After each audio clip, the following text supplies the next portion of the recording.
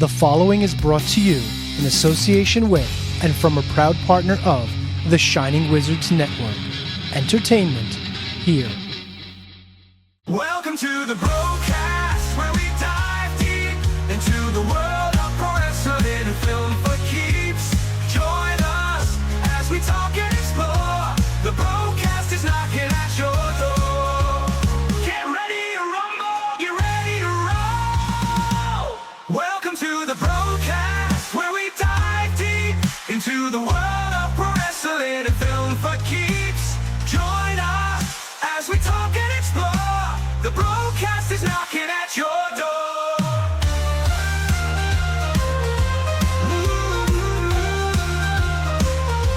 Welcome to the BroKast, where we dive deep into the world of pro wrestling and film for keeps. Join us as we talk and explore. The BroKast is knocking at your door.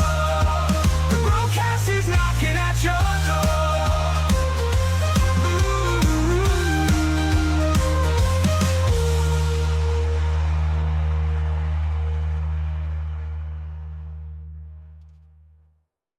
Hello again, guys, and welcome to another episode of the BroKast Podcast. My name is Thomas, and sitting with me, as always, he's my bro, and he's your bro too. Give it up for Alan. Hello, everyone. Welcome back to the BroKast. It is me, it is I, it is he, Alan of the BroKast. Tom, how are you? Bro, we did speak off mic. We're both battling sicknesses. I've been sick for 7 days, nearly 8 days, of a chesty cough, sore throat, the trippiest dreams I've ever had. You know when you have those sweat dreams and you're like, where the hell am I? Is this real? Is it fake?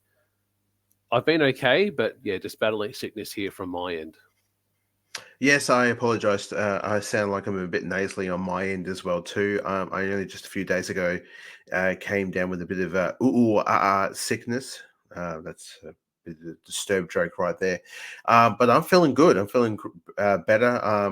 I think purely because I have just not allowing this sickness to get to me. I'm up in the morning every day at the gym, freezing cold weather down here recently in Melbourne, in Australia, and it has been astronomically it's just been dreadful to sit out in your car and wait for your car to defrost, because where I'm living, I don't have a carport, so I just sit in my car with my little tidy, with my shorties on, and normally I'll have one of these tops on or maybe a hoodie, freezing my balls off, waiting for my car to actually defrost and warm up.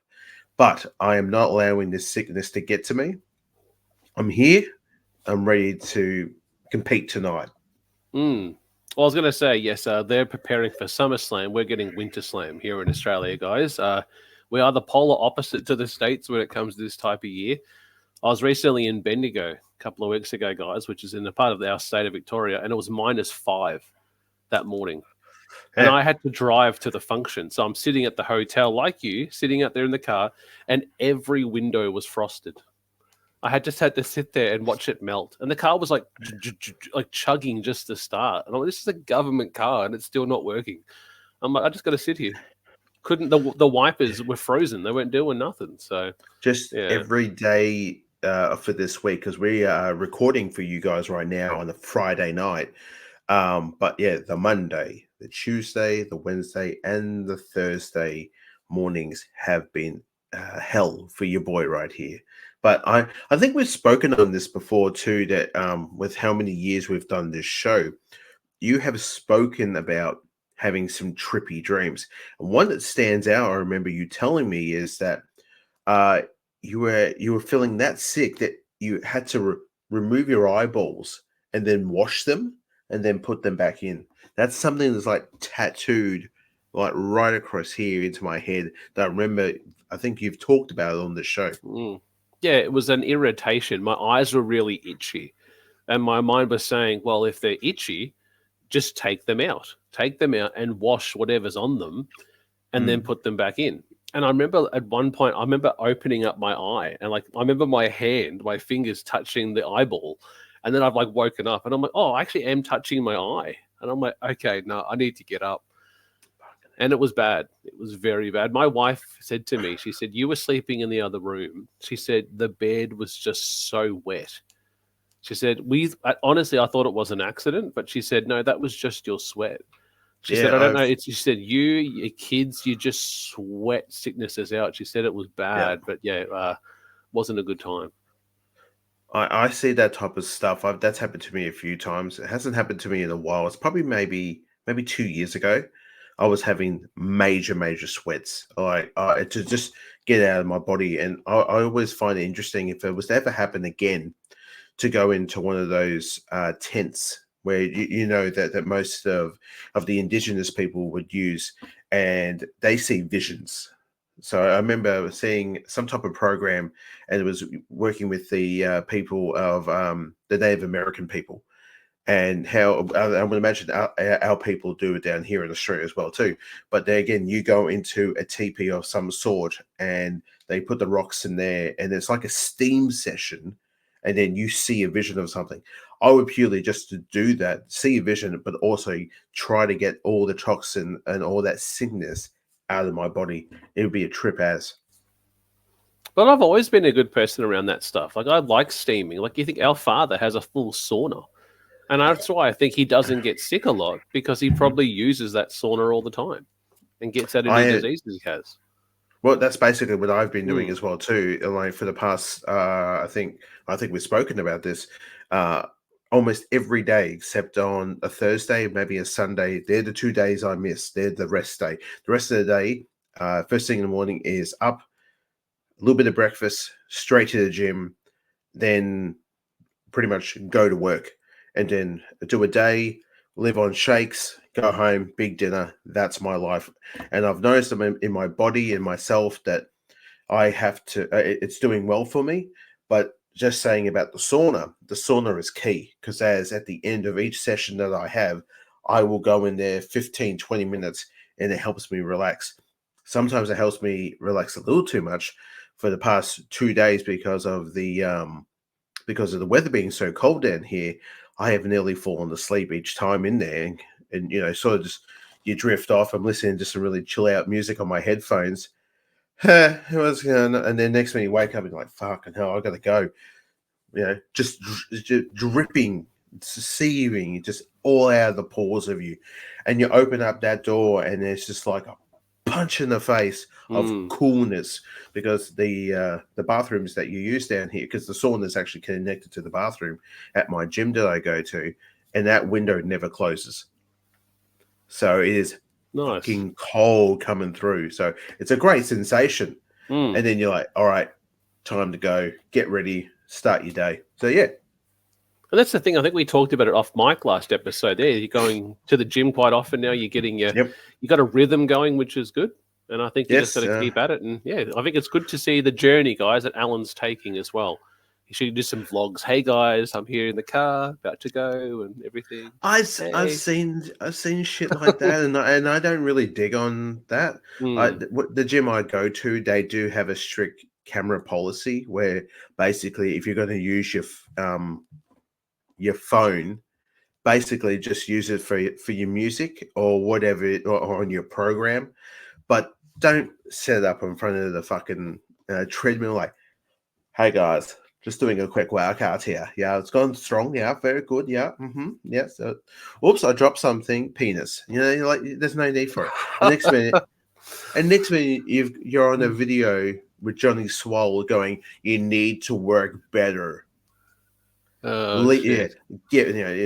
love seeing, I love watching those gym videos of just the pricks out there and the people out there that just go, that feel very self-entitled to film themselves like lifting weights, and then someone would walk past their set, and you're like, don't walk in front of my camera, and then bang, there's Johnny Soul just calling out the motherfuckers, and you're like, come on man, let's fucking go. I love seeing that shit. But that's the thing, like, you should actually just film your own home gym then. Like, if people don't want people walking through their video, just record from home then. Get a home gym and do it all there. You're in a public place. That's like saying when people are doing photos in the park, can you not come through? Well, they're going to walk through. The bikes are going to come past. It's a public place. So, no vlogs. No vlogs though. No vlogs for I don't you? know. I don't want to do a vlog. I know. Oh, come This on. is sort of no. It's a personal journey for me, and I'm actually feeling quite comfortable in myself. I have dropped a couple of lbs around the belly, which is good, but I've also known in up here in the upper chest and the arms, I'm feeling a lot bigger and I'm feeling a lot stronger. So your boy is doing something good because I think the most recent we've recorded, we've had I had a particularly big birthday. I've had my 40th, so I've hit that I wouldn't say midlife crisis part now, but I'm thinking no. Again, that we spoke about many episodes ago of having that fall and then nearly, well, in my mind, dying and leaving my family behind. I can't do that shit. I need to start looking after myself, and this show needs to roll too because you doing a one-man show or you trying to find a replacement, I would imagine would be very difficult. I think so. I don't think a lot of people like me. So, oh, really? You think that? Yeah, You're the one that shares the shit out. You're the one that makes hey guys, just reaching out, just listen to the podcast. It's a very competitive world out there, and sometimes I'm like, I'm not competing, guys. We're all wanting to share. We're all wanting people to listen. I just want to have fun with it. It's not about numbers. If it was about numbers, I would be like, Alan, we have to catch up every single day. We have to get higher. But it was never about that because that's not going to make sense. There's no way that we could. We have joked about doing a Twitch 24-hour, possibly 48-hour, but the wife and kids would need to go away for a couple of days for us to do that. And I don't know how that would go. So I mean, hey, I love the idea of it. I really do. But I think our families come first before this podcast. But it would be fucking great. It just sitting here for a 24-hour stream. We start at 12 o'clock in the afternoon and we go to the next day. And all we're doing is sitting like this, watching wrestling. And then every now and again, like, sorry, mate, got to take a shit. And then you just get off it. And look, do we sleep? Who knows? Look, guys, Alan's sleeping. Look at him. That's sleeping. what I mean. Yeah. I think he's sleeping. Alan, you there? Yeah, I've watched Twitch streamers do that where they've set up, like, I've just on their beds and just they sleep there and even in their Twitch titles it's like I'm not doing anything right now, just sleeping. Yeah. So, and the comments are still flooding in. Comments are still coming in. The chats are still happening. So yep. Yeah. A TBK all-nighter, perhaps. We'll see how we go. Maybe season 9. We'll see how it goes. He's got a couple of months to go till then. So yeah, there we go. Something special for the people. Well, talking about seasons, guys, as we said, we are more than halfway through season 8 of the BroKast podcast for this year. Thank you for hitting play on either YouTube or on Apple iTunes, Podbean, or however you listen to your podcast. You can check us out directly, mainly on X or Twitter is the best way to have a chat to us. If you have a wrestling promo or a film promo or ad or commercial you want shared, always happy to receive them and also happy to promote them on our other streams that we run, from pro wrestling to our film companions and also our gaming content. But Alan, would you like to talk about what we are doing for our watch along for this month? That's right, guys. Well, for your specialness for this month, we're not doing a movie. Yes, most recently we did 2 movies that had WWE wrestlers in it, with the likes of Kane, and the other was Stone Cold Steve Austin, with both See No Evil, and the other was The Condemned. And now we're just going back to the old formula, and purely because it's Money in the Bank season. It's coming up very, very soon for us down here, and if you're watching this right now, hopefully you're watching this now, and the pay-per-view hasn't started yet. So we watch us first, then go watch the pay-per-view. We're very important. Yes, good. Please. But tonight only, your boys right here, right now, are we going to watch the entirety, the full match of CM Punk versus Daniel Bryan for the WWE title in a no disqualification match at Money in the Bank 2012. And we have a special guest referee. And I was about to say, Mm. and our special guest referee, the lovely AJ Lee. Whose brother is Keith Lee. Really? And also her dad's Brian Lee. Really? No, I just thought because they all have Lee in their last name. There's lots of Lees. It's like Pages and Cages. Pages and Cages. Oh, you mean like Page is related to Brian Cage. Yeah, and then Hangman Page is cousins with Christian Cage and Johnny Cage and Cassie Cage. Oh yeah, there's a lot. There's a lot there's a lot of, wrestling has one more royal family. Cages, the Pages, and the so Lees. yeah, and coming back and full circle, guys. That's layered comedy. Layered. Yeah. There's a layer. I could hear that. I could hear the tumbleweed flying past in this little segment. Just here. I was ready to shoot the freaking tumbleweed. Okay. I feel like I was watching Red Dead Redemption gameplay, and there was just like, "There's a tumbleweed. I'm going to fucking shoot that." That was the. I'd like to end the show right now because that was embarrassing on our behalf. Well, before we finish up, let's do an ad first. Then we'll come back and we'll finish up. I don't want to do the show. I want to go to bed. I want to go lay in my bed and set the house on fire. We'll do the ad first, come back, and then you can go to bed. All right. Okay. All right. Okay. With that being said, here's 2 ads. Check them out. Main Event Marks is a retro pro wrestling podcast hosted by 2 lifelong wrestling marks and walking wrestling encyclopedias, Troy and Greg. Every Wednesday, we do a breakdown and review from a fan's perspective on some of wrestling's biggest and most forgotten shows ever, along with the industry news from that time period, taking you back in history to when that event took place. Main Event Marks is available on all podcast platforms and on YouTube. Follow us on social media at @main-event_marks. What's up, everybody? I am the patron saint of podcasting, the Warden Matt Ritter, the host of the #1 wrestling podcast on Pornhub. Yes, you heard that right. And I'm here to tell you about the #1 wrestling podcast on Pornhub, the Smackin' Raw podcast.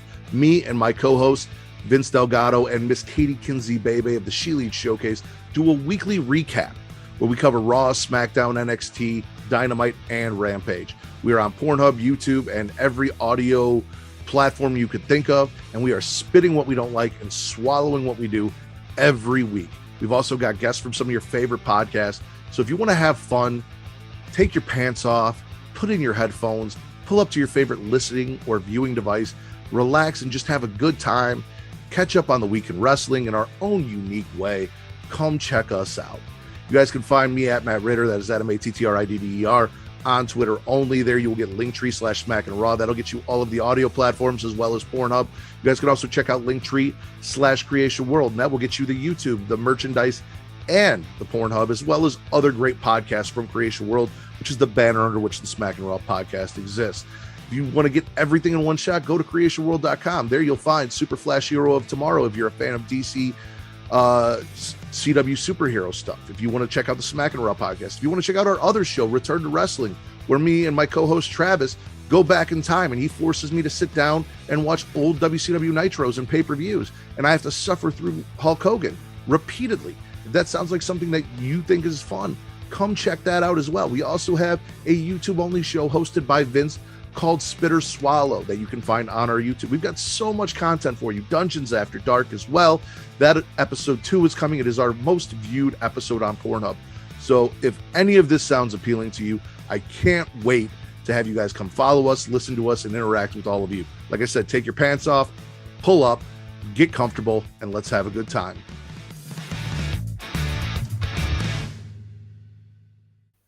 All right, guys, we are back. Alan, could you do us the honors and give us our countdown? Or are you going now? I'm going now. I'm going to go lay in my bed and set the house on fire. All right. I'll watch it then. Have you seen this? No, I've never actually watched anything from this year. What were you doing in 2012? Just not caring about wrestling? 2012, I was about to become a father for the first time. And 2013 is when I became a dad. So really 2012 and 2013 and little bit of 2014, I have no memory of. I saw none of the whole yes movement, the no thing from Daniel Bryan. I was totally over my head. Like the whole Brutus Clay and all those gimmicks, I wasn't watching anything at that time. So I have no idea about this year or this card. Well, this is July 15th of 2012, this show. It came out, and on the cover is the ever-loving Alberto Del Rio. Ah, nice. Well, yeah. That's a word. It would have been nice in the past, not currently, but in the past he was good. So, former Royal Rumble winner. Yep. 40-man Royal Rumble winner. 40-man. Deleted Santina Morelli. Bit of trivia there for you guys and gals. Guys. I actually haven't looked at our demographics. I should check that out on YouTube and see what they are. So you know what? You don't need to. We don't really need to. You know, hey, if you watch us, you watch us. Good on ya. They can't see your thumbs, L. It's an audio. Oh, you're pulling my time. Hey, well, no, hey, this is audio now. No. You should be watching this on YouTube right now, guys. Okay? Gone are the days of the audio podcast. I'm sorry. This is where it's at now. We're on fucking YouTube, dude. Yeah. This is where it's at. Hey, mate. Let me just say once, because my kids hate when I do it. They said, Daddy, can we just get one video of you doing the creep face? So I'll do it to where's the camera? There, I'll go. Right there. Hey, mate. There you go. So. They disown you, they are. They said it's nightmare. They go, we can't, it's weird, that guy. Just weird. So. Yeah, it's real sort of meat canyon factory type of shit. It's very scary. Hello. I went to the movies the other day and I did that in the car park when it was quiet and someone said it back. And I'm like, I'm out. I went, hey, mate. And he went, hey, mate. And it wasn't my voice. It was some other person at the other end of the car park somewhere. I've never run to my car so fast before in my life. I was chopped my keys, my other ankle. And then I got back in the car and I drove home. So, yeah. You drove with two bad ankles? Yep. I used my hands. I used my hands. My feet steered. I don't know. Yeah. Trying everything not to click the X and just go to bed. I'm tired and I would like to go to bed, but this is just getting worse and worse. Ladies and gentlemen, we are watching this tonight on YouTube. We're on YouTube. You should get on YouTube too. And we're watching this on the WWE Vault. And this is the entirety of the match. Both, everyone has come out, so there is no entrances. AJ Lee's already in the ring. Daniel Bryan's already in the ring, and CM Punk is already in the ring. The video package, we will not see. This is purely just the match. This goes for 29 minutes and 52 seconds. So everyone should get ready now. So get your shit ready. Yeah, if you've got two screens, use them because then you can look at us and you look at your screen. Or if you're doing the old school audio way, chuck your headphones in, put something on the screen, get ready to press play. All right, ladies and gentlemen, get ready to press play with us for CM Punk, Daniel Bryan, WWE title match, no disqualification, AJ Lee as the referee from Money in the Bank 2012 in 5, 4, 3, 2, 1. I was going to say, did you actually watch the promo to this actual feud? I remember watching this live. Yes, I do. Yes. Yeah. Very I watched it the other day. Yeah, it's a very long promo. I don't know, the whole love triangle was what was the main takeaway that I got from it. So, yep. And on your commentary tonight, as for this pay-per-view, was Jerry Lawler, Booker T, and Michael Cole. Oh, well, Jerry the King Lawler, what? Yes. And this was heel. This would have been heel Michael Cole? I believe so, yes. and the early days of Booker T going into his commentary career, because everyone loved his work that he did in TNA. With the main event Mafia. Here we are coming down now. I'm going to be doing my own commentary match, and they're going to take everybody. That's what I do best. Yeah, let's go. I love how he was wearing he had I think a crown on and a dressing gown, like his full gear as he's doing the punches as well. Yeah. Jesus Christ! There we go. Daniel Bryan looking to do some damage. Interesting color scheme for the Daniel Bryan attire. I know, eh? With the short hair as well too. Yeah. Short beard, no goat yet.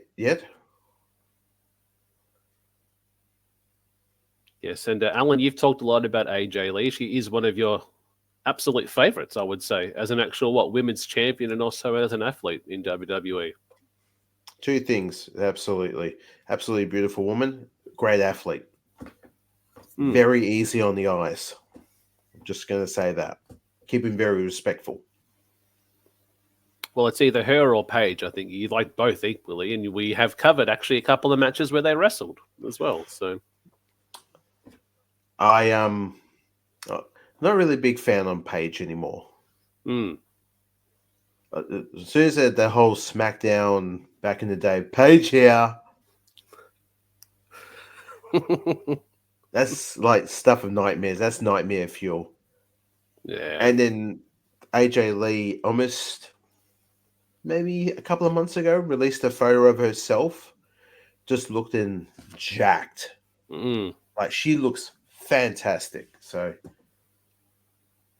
well, people thought with Punk coming back last November, they thought she would be back for the Rumble. That was a big rumor. Was AJ Lee's going to return in the 2024 Rumble? And it wasn't to be. And even Punk has said, look, I'm not saying she is, but I'm also not saying she isn't. She's got her own stuff going on. So really it's up to her what she wants to do. So, well, she didn't really leave the WWE on good terms, did she? And I mean, so did Punk. Punk was the same in that same boat. So, but again, hell can always freeze over, and it did. And again, I am very much looking forward to when Punk is healthy, and we will get to see him in the ring again. Yeah.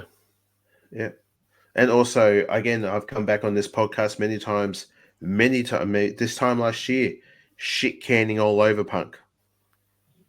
So, and again, that's crazy. Yeah, to think this time last year he was back from his suspension and was on his way to Wembley to take on Samoa Joe before he got into the fight with Jack Perry and Tony Khan and said, "I want to go home. I want out. I want to leave." So, yeah.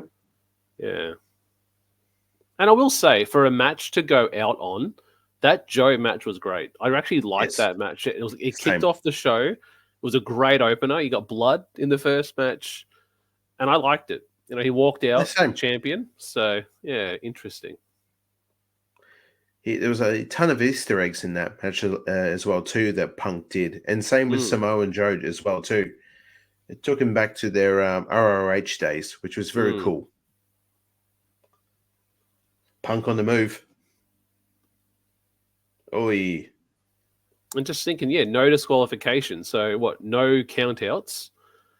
So they can get in the crowd, they can go out the back, they can use weapons, chairs, tables, and really it's at AJ Lee's discretion of what she wants to do there. But again, they're trying to pull this whole that she's 50-50 with both of them because she actually was originally with Daniel Bryan. That was his manager. A distraction of a kiss at WrestleMania, I remember, cost him the World Heavyweight title against Sheamus. I remember watching that at our parents' place. We had the fellas over and we were about to sit down. We had chips, we had drinks. We were about to sit down. We were ready to watch this clinic between Sheamus and Mr. D. Bryan. Bang. Bro kick to the bro's face. He kisses AJ. AJ gets down. Bro gets kicked in the face. 1, 2, 3. Oi! Look, down she goes. Because I don't really understand. There was no need for her to be outside the ring. Yeah. She could just stay in the ring. Oh, We got the swelling on the cheek there already. Yeah. I think that's Bryan. makeup. Oh, I think okay. that's makeup. Yeah. She's already got a swelling there, Al. Oh, call it off. I'm like, wow, this is like so high definition here. I think this was the Mind you, HD era too. Yeah. I was about to say this is the time where you could actually see Randy Orton ball sweat on your TV screens on Monday nights. Mm-hmm. See that guy there, the referee to her right, that's walking with her. Yes, That's the father of Nicholas, who won the tag title with Braun Strowman at that Mania against the Bar. Yeah. Yeah, makes sense. Perfect. Yes, very good. And it makes me laugh because it makes me think of that Mania, that documentary that just dropped, the WrestleMania one with focusing on Triple H and Rock, Roman, Cody and Seth, and how what did he say? Triple H goes, "Yeah, we had 80% of this card booked in October," and I'm like, "Oh, so does that mean when you guys did the Mania where Braun Strowman won the tag belt, was that already you had that booked with Nicholas a year ago in advance? Take a day off school that day. We want you to win the tag belt." But yeah, Nah, they had that ready. They had that ready to go. They had that gun in the chamber. That bullet in the chamber was ready to go. A year out, they had it all planned out. Yeah. Yeah, they told him, it was like, son, do not go to school. Look, we've got this Daniel Bryan CM Punk chant. It is very much a mixed audience. Big time. Red cap guy over there. Sign guy over there. Oh, Justin Roberts and Lillian Garcia sighting. Oh, wow. Lydian's there. That's cool. Yeah.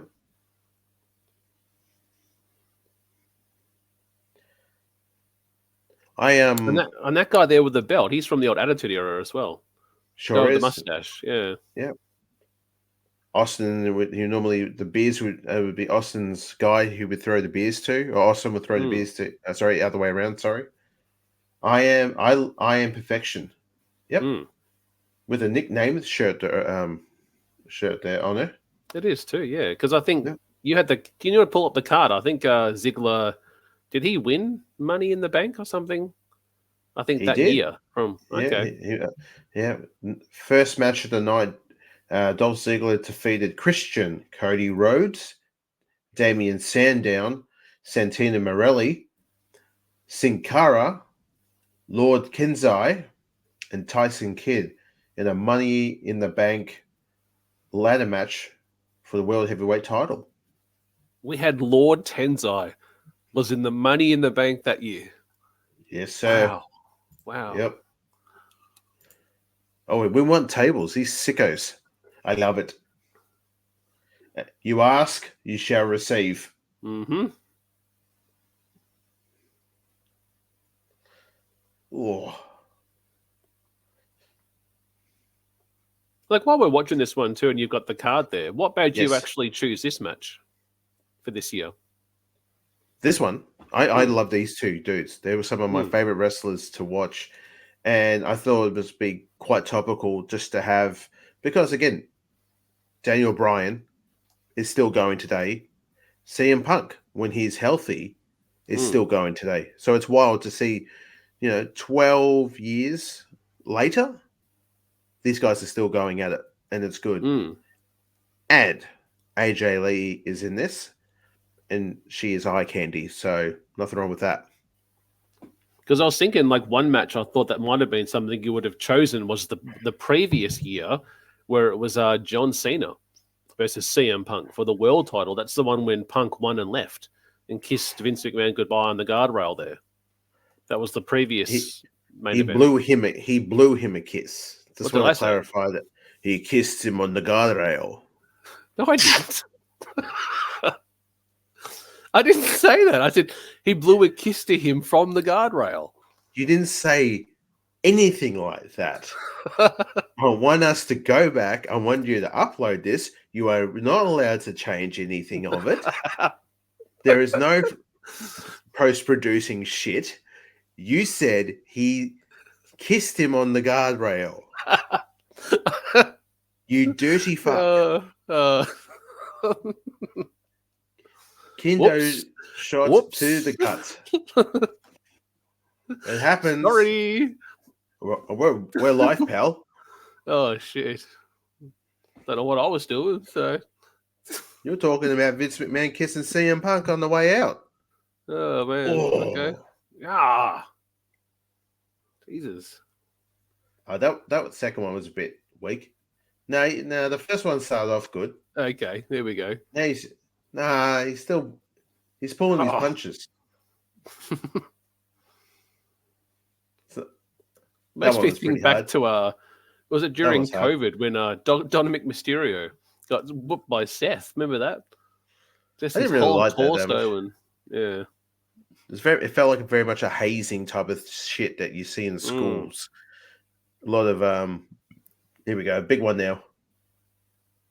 That one was hard, big time. It's a weird time in wrestling. Like, Seth was doing the whole Messiah and he took Rey Mysterio's eyeball out. Yeah, that was going. He And it's- jabbed what? his eyeball out, and Buddy Murphy was hooking up with Ray's daughter, and I'm like, what is even going on here? What is this? Yeah, What is this they were time? trying. It was very much a copy of like a Shakespeare play.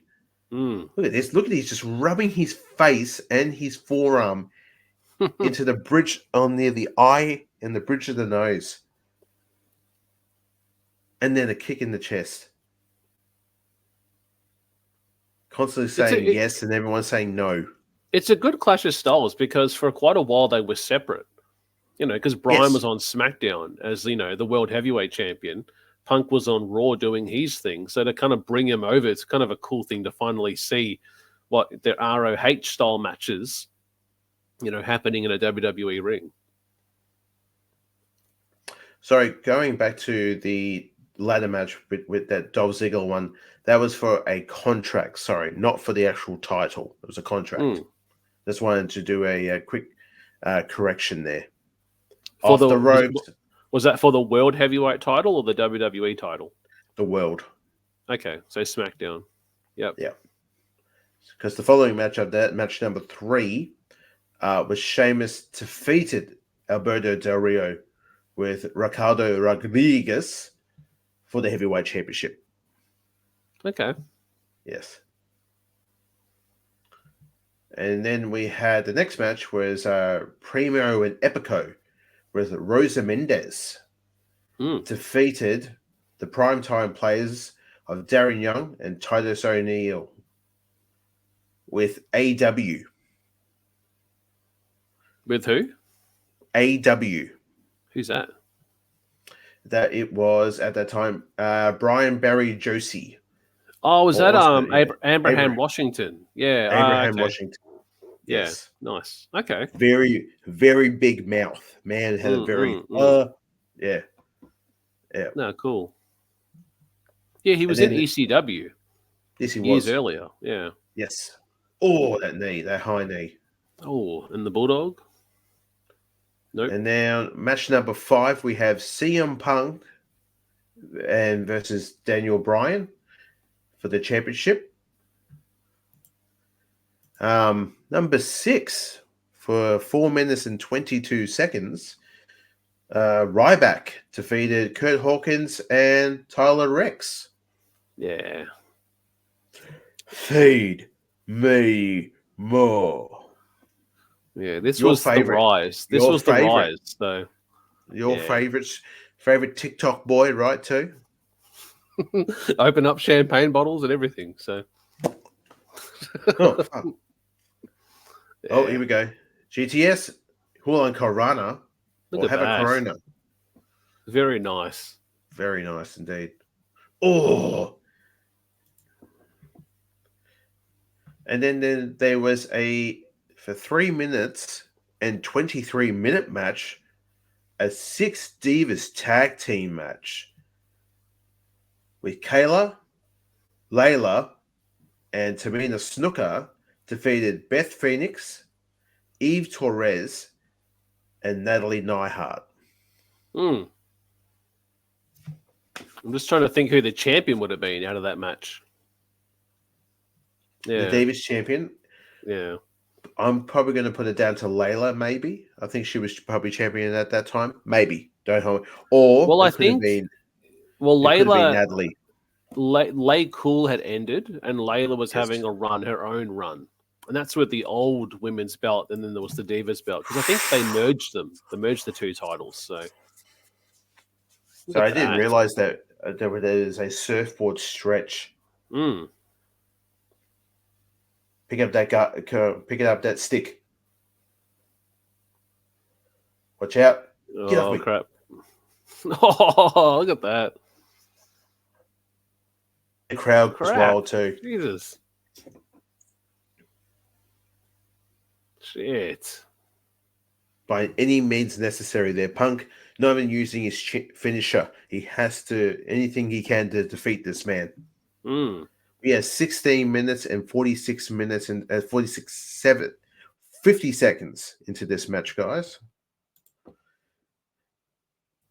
And then the main event for the night was for a contract for the WWE Championship ladder match. This is for the contract, not the championship, because the championship match is now. John Cena defeated Big Show, Jericho, Kane, and The Miz. That's a pretty small match. There's only 5 people. Yeah. Okay. I don't know. Yeah.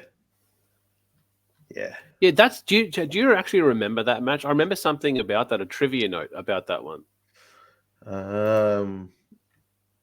Just try and look into it, possibly. Oh, here we go. Main event. Yeah, have you got it there? There was something there about Cena's win. The main event was the Money in the Bank ladder match for the WWE Championship contract involving John Cena, Big Show, Jericho, Kane, and The Miz. John Cena performed an attitude adjustment on Big Show through the broadcast table, and when the other wrestlers buried the Big Show under several ladders, Cena performed the attitude adjustment on Kane on top of The Miz when he was laying on a ladder, but Jericho got stuck. Cena and then struck Cena with a ladder. As Jericho was about to receive the briefcase, Big Show destroyed the ladder with one hand. Big Show destroyed every ladder in the ring and then retrieved a supersized ladder. Kane and the Big Show fought on top of the ladder, but the Big Show knocked Kane and Cena off the ladder. Jericho struck Big Show with a chair, causing Big Show to fall. Jericho applied a sleeper hold onto John Cena on top of the ladder. After Cena fell, Jericho almost retrieved the briefcase, but The Miz climbed onto the other side of the ladder. Big Show climbed up the ladder and to attack Jericho and The Miz with a KO punches. Big Show attempted to KO punch John Cena, but Cena blocked him with the briefcase and struck Big Show with it. During this, the handle of the briefcase broke off, which meaning John Cena won the match. Cena then knocked Big Show off the ladder. Because there's a shot where he's holding it and he's really surprised, like, wait a minute, I'm not meant to be holding this. And then does that really awkward smile when he holds it up. Yeah, because I think he was planned to win it, but it wasn't that way that it happened. And it was one of those like, oh, we just have to roll with it. So we just got to go, okay, just keep pushing ahead. So, yep. Please, AJ, give me the W, please. And it's funny, like that hairstyle at even this time period, I actually had hair like that in 2012. I had really short hair. Were you going through a phase? I think I was just getting annoyed with my hair one day and I thought, oh, I'll just clip it and see what it looks like. And I remember my wife going, why? And I'm like, oh, just something different. She goes, it just does not suit you, doll. I love you, but no. Well, there's nothing I can do about it now. Can't pick the hair up and stick it back on.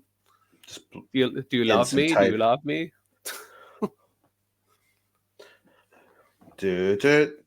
What? Okay. Do you like me now?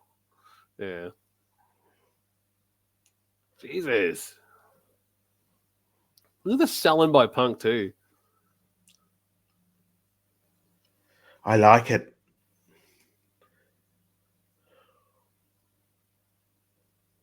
See, now the crowd hate him. Like they were cheering Bryan before. Now it's all no. Yeah. Beautiful clothesline right there. Great camera work as well. The swing around camera. Yeah. Pete Dunne's probably living in his element here. Camera 1, camera 2, camera 65, camera 61, 2 now, right? 5, 5, 5, 3, 2, 1. Let's go. Oh, Kevin Dunn. Yeah. I said Pete Dunne, didn't I? Fuck. Yeah. Oh. Do you know something funny? What's Do you that? know something funny? That's the first time I've corrected you. You have called him Pete Dunne for years. So you just roll with it? Yeah. And you couldn't help yourself tonight because you're a piece of shit.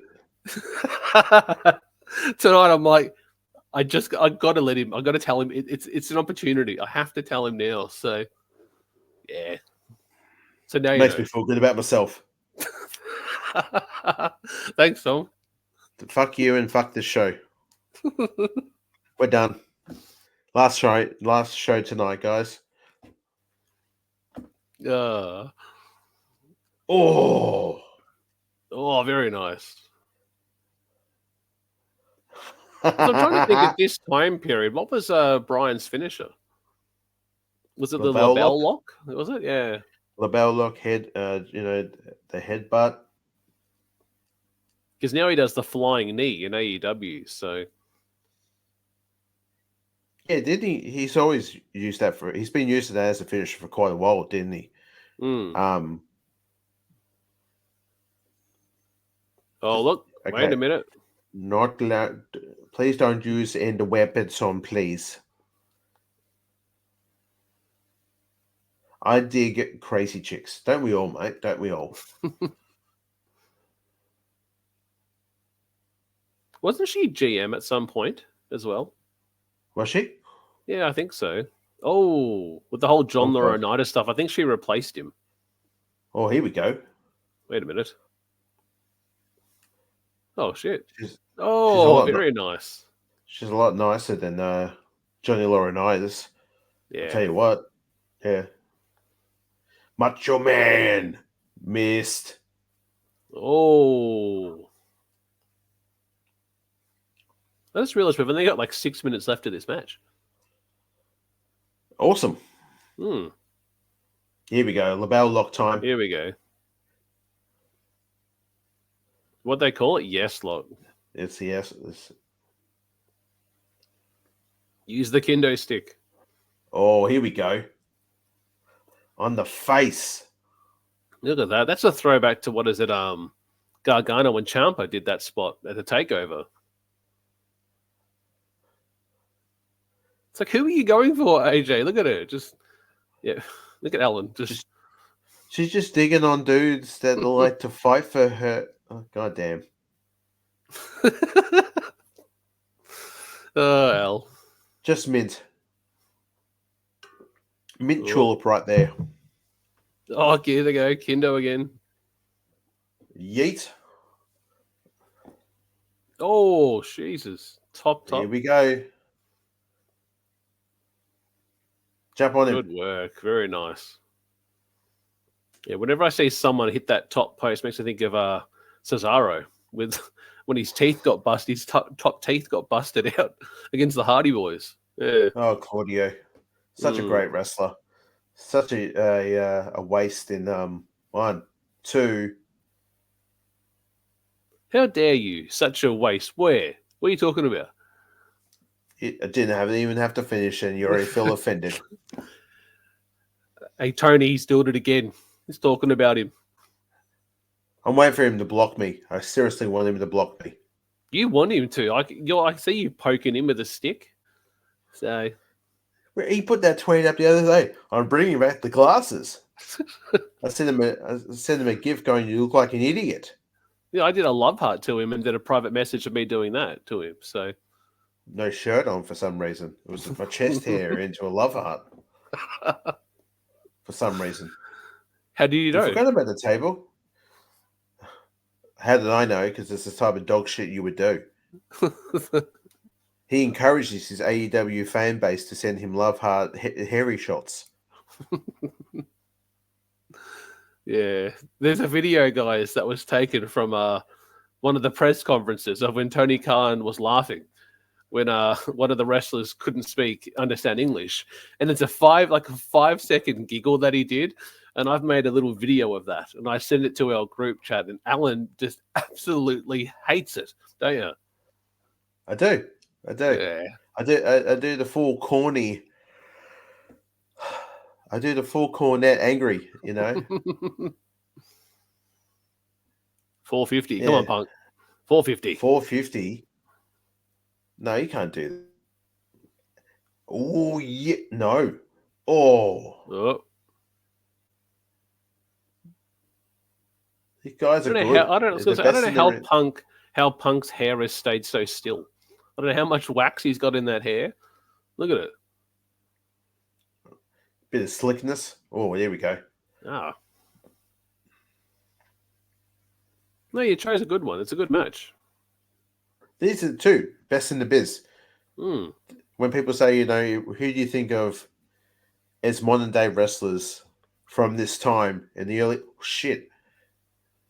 Back in our day when we were first watching wrestling, me personally, people would say probably it's like Shawn Michaels and Bret Hart, you know, Hmm. and then you further on get a lot, you know, in time, wrestling gets better and better, and then you've got two gentlemen like here who are definitely back in the day were indie darlings, and then ROH, Hmm. and then cut themselves into WWE, and then went away and learned a new hold, and fucking Oh. hell.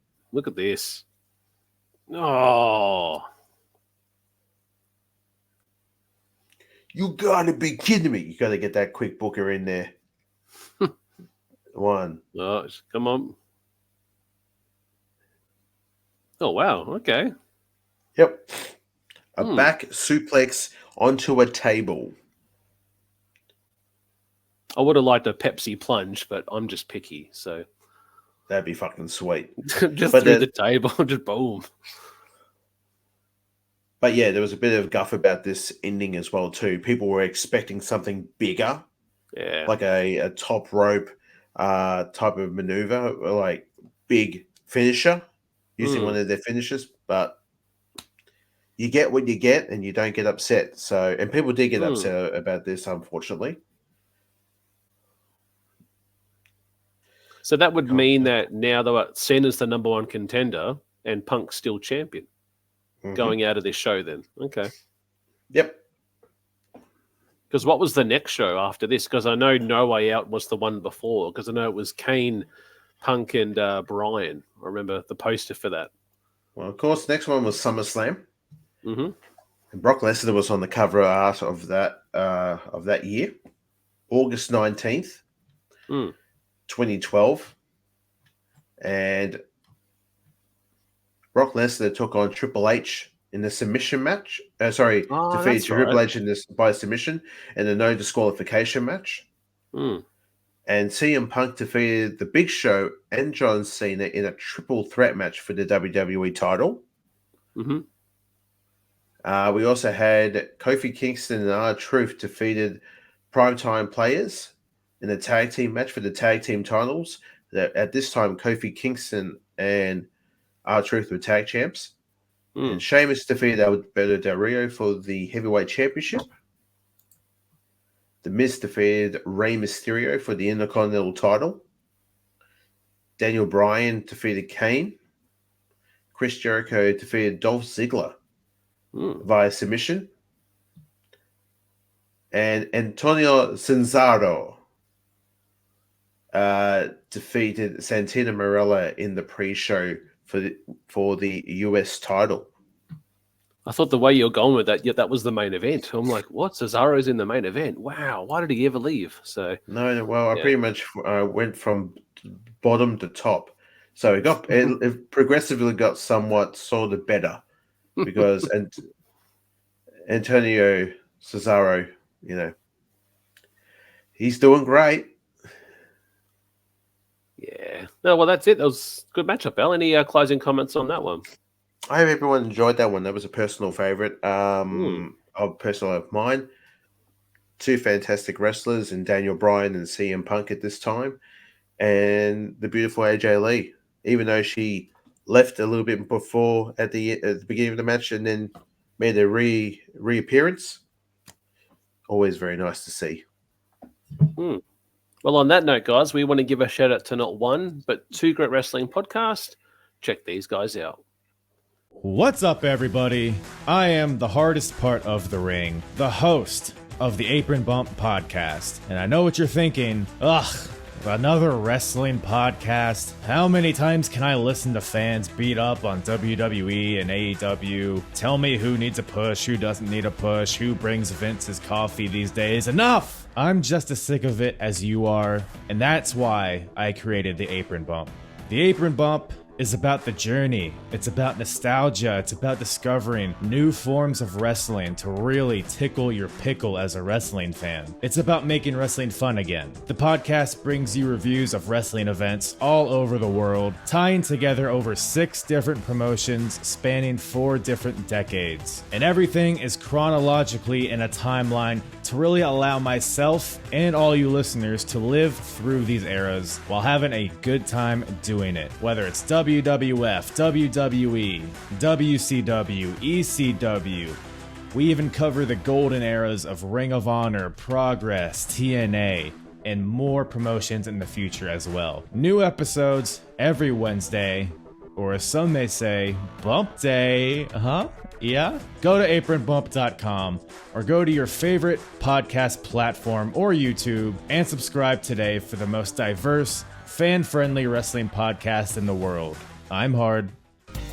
Hey, it's Chris from Markin, the only online listening experience in the world.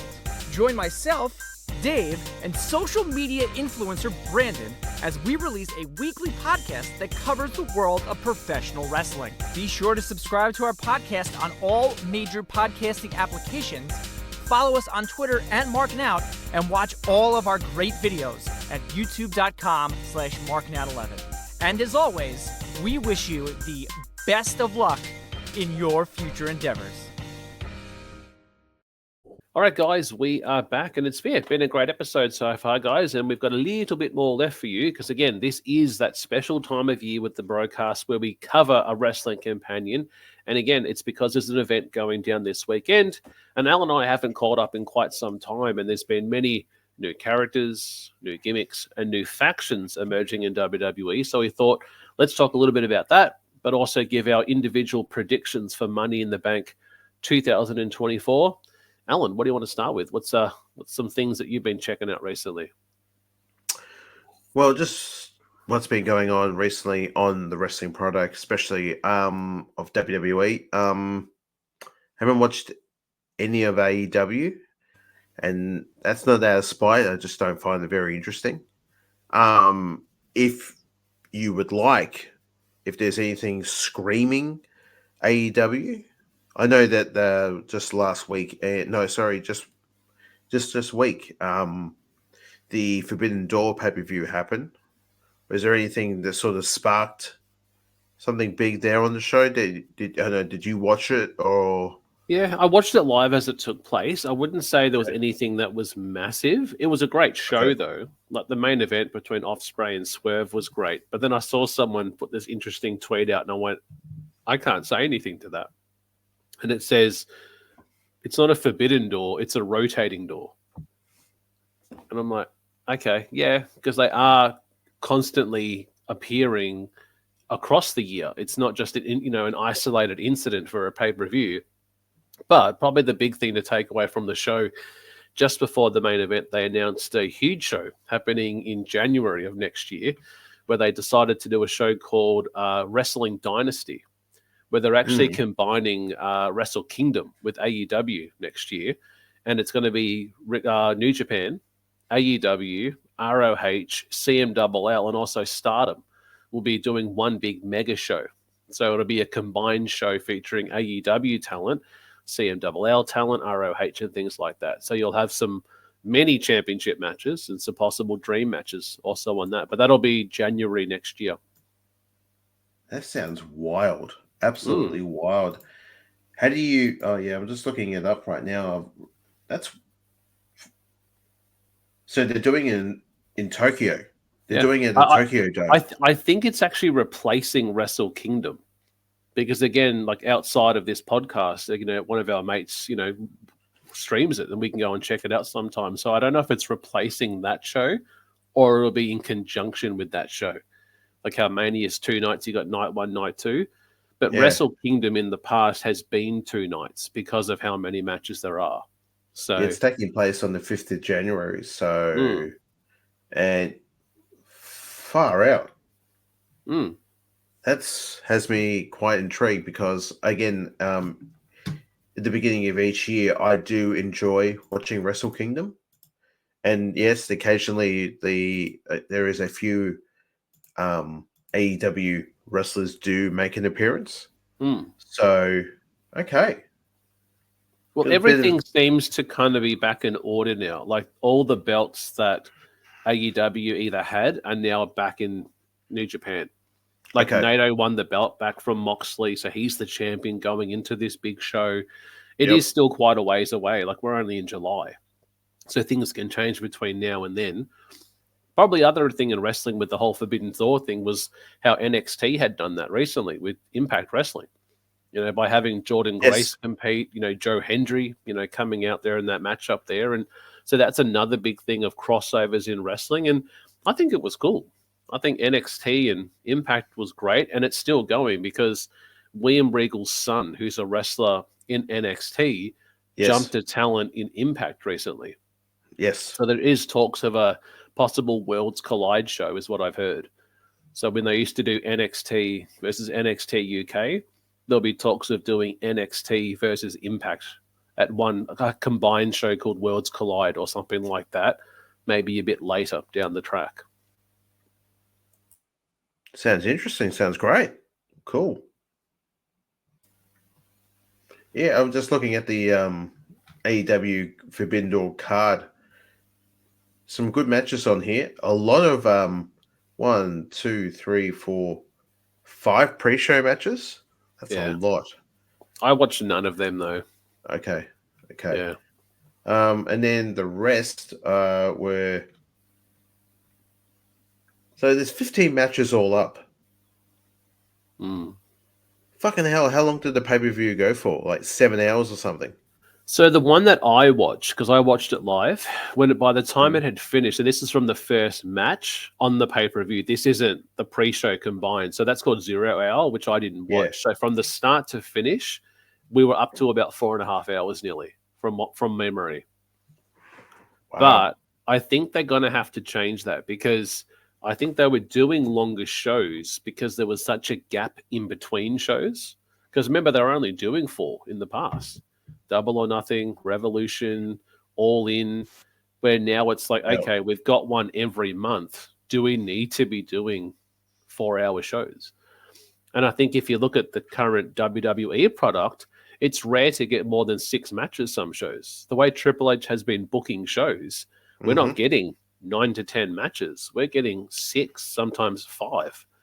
Where AEW was almost throwing too much. And there was a comment that I saw Swerve say in the press conference, and he said, I was a bit nervous coming out for this matchup, not knowing that, me and Will do great together. I was more nervous that the fans still alive and awake for us because it's such a long show. Like, are we still going to have them captivated and focused on what we're doing? Because we've asked a lot of them to stick around just to get to here. So it's interesting. Yeah.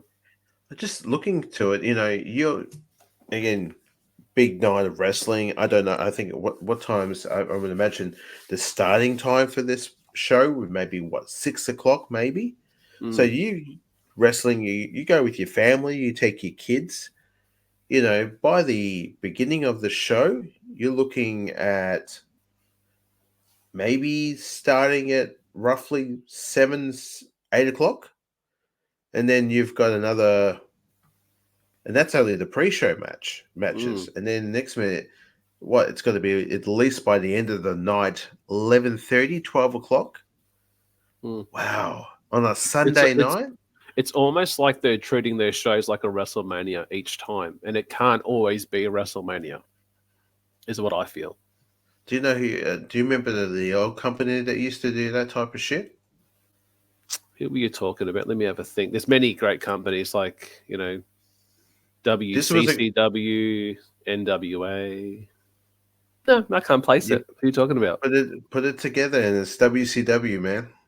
There's that one company that we at one time probably we enjoyed. Which I must say, if you ever get a chance to, I finished it off this week. The Death of WCW. I listened to the audio book, and it's a Brian Alvarez. Oh yeah, wrote it and narrated it, and it's a great listen to. But towards the end of the that book, it just got really hard to listen to, because you listen to all the mistakes that WCW were doing. And I remember most of this stuff too, because I was watching WCW, and so were you at that time back in the early 2000s, and just going, wow, they are really shitting the bed on this one. But then I also, we started off this this podcast, and how much shit I would give TNA, Impact Wrestling. It is unbelievable that the last chapter that Brian goes off on some of the matches that happened and some of the skits that happened on TNA, on Jeff Jarrett's early days of TNA wrestling.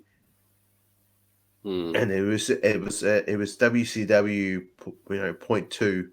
It was there. It was just a continuation, and it's very messy. So. Well, talking about WCW, have you watched the Who Killed WCW? Because I've watched none of that recently. That's my next thing to do. I've watched the WrestleMania behind the scenes today with on WWE on YouTube. I watched that. It was great. That's another thing I need to watch.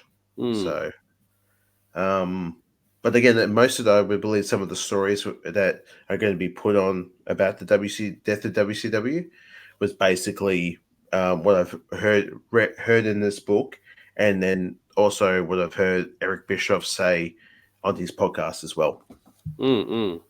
It almost is kind of like an offshoot of what Kevin Nash's podcast, Eric Bischoff's podcast, other documentaries. So I'm kind of like, I wasn't jumping to watch it because I'm like, why are we still talking about it? Like, this company died 23 years ago.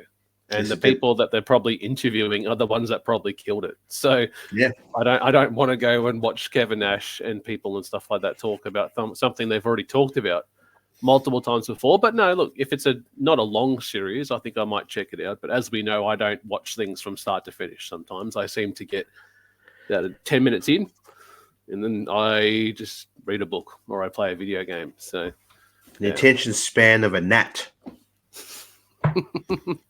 That guy right there, right here, there, pointing. Anyway, yes. Yeah. Oh wow, that's a long pay-per-view. Yeah, and they do seem to be getting longer, and that's where I feel it works fine for me because it's a Sunday, and I can just chill in the afternoon. I can pause it, go do some garden work, go do some jobs around the house. Well, come back to it. Yeah, it's a Monday down here for us, right? Yeah, okay. Yeah. That's a long day, man. And we get at what, 9 o'clock in the morning down here? I think it starts at 10, and then the main show's about 11, 12 o'clock. Fucking hell, that's a long ass day. Yeah. Ooh. And I watch it on Fight, so I just I can go back and watch it again when I want, like rewind it back or watch it that night, skip through some of the things. But I try and watch it the whole thing, so I can give it a proper critique from start to finish. And there's things they're doing well. One thing I will say, they need to stop doing it, and this is WWE as well. Stop doing press conferences. I don't like post-show press conferences. It seems too UFC, mixed martial arts, which is real. We don't need scripted conversation at a press conference, which then blurs the line between it being scripted or not scripted. So like, it's too much behind the curtain. We don't need to see that. Maybe just have Tony come out or someone give a quick little, here were the numbers, this is great, that's it. We don't need a two, and sometimes they're 2 hours long, those press conferences. So you're getting 0 hour and the full 4-hour show, and sometimes a 2-hour press conference after. Really? It goes for 2 hours, the press conference? Sometimes they do. Oh my Yep. God, that's so terrible. that means that you're not if you're a reporter, you're not leaving till say 1 o'clock, 2 o'clock in the morning that night. On a Sunday. Yeah. Far out. Well, I noticed because I watched the ones that WWE do. Yeah. But they go for about half an hour, maybe to an hour. Just a question too. When you watch AEW on Fight, do you watch it with the commentary, so with the comments, or do you turn the comments off? I used to, but then I don't, because if I pause the show and come back to it, like the results are there sometimes. So it's like, oh, I want to close it so I don't get skipped. Yeah, but I have in the past though. Yes. I will never do that, because I remember going on Fight, and I'm sorry if this might get me in trouble with a bit of the fightness of if anyone's looking for a sponsorship. Sorry, but you need a fucking admin when you do that type of chat shit, because I have seen, when I used to watch AEW on Fight, I would see some of the most worst shit on there. There was some downright evil assholes in your chat saying the most vulgar shit, and you have no idea what age these people might be in your chat, but you need an admin at all times, because that shit's not right. And not cool. Like keyboard warriors clicking away and just being dirty assholes. It's foul. It's foul. Yeah. I always avoid it. Some people just people just like to go on there and stir. But as you said, if you're going to have that opportunity to have that there, you have to moderate it. So you have to. It's very disturbing. Well, talking about disturbing, one thing I think both you and I can agree, it's still very early days, but we are both very intrigued, and we are talking about the Wyatt Six, which recently, what would you say, re-emerged or debuted on a recent Raw show with a very, would you say, not controversial, but almost a craze ending, where you went behind the curtain and you see everyone completely laid out. Looks like Chad Gable was shot with a gun, and everyone's even Gunther was knocked out as well. And I might hand this over to you for your views on this stuff happening. Just watching that particular scene a couple of weeks ago, just seeing, again, there's other podcasts out there who follow this as well too. There's people, a lot of content creators who've done this as well too. This is our chance to talk about it. And I remember watching it and going, what the fuck just went down? And we've been waiting so long, little cryptic little things every now and again on SmackDown and Raw. What was going to happen? There's little things that came up on the screen, and there was little codes that you have to quickly click, and then it will take you to a website.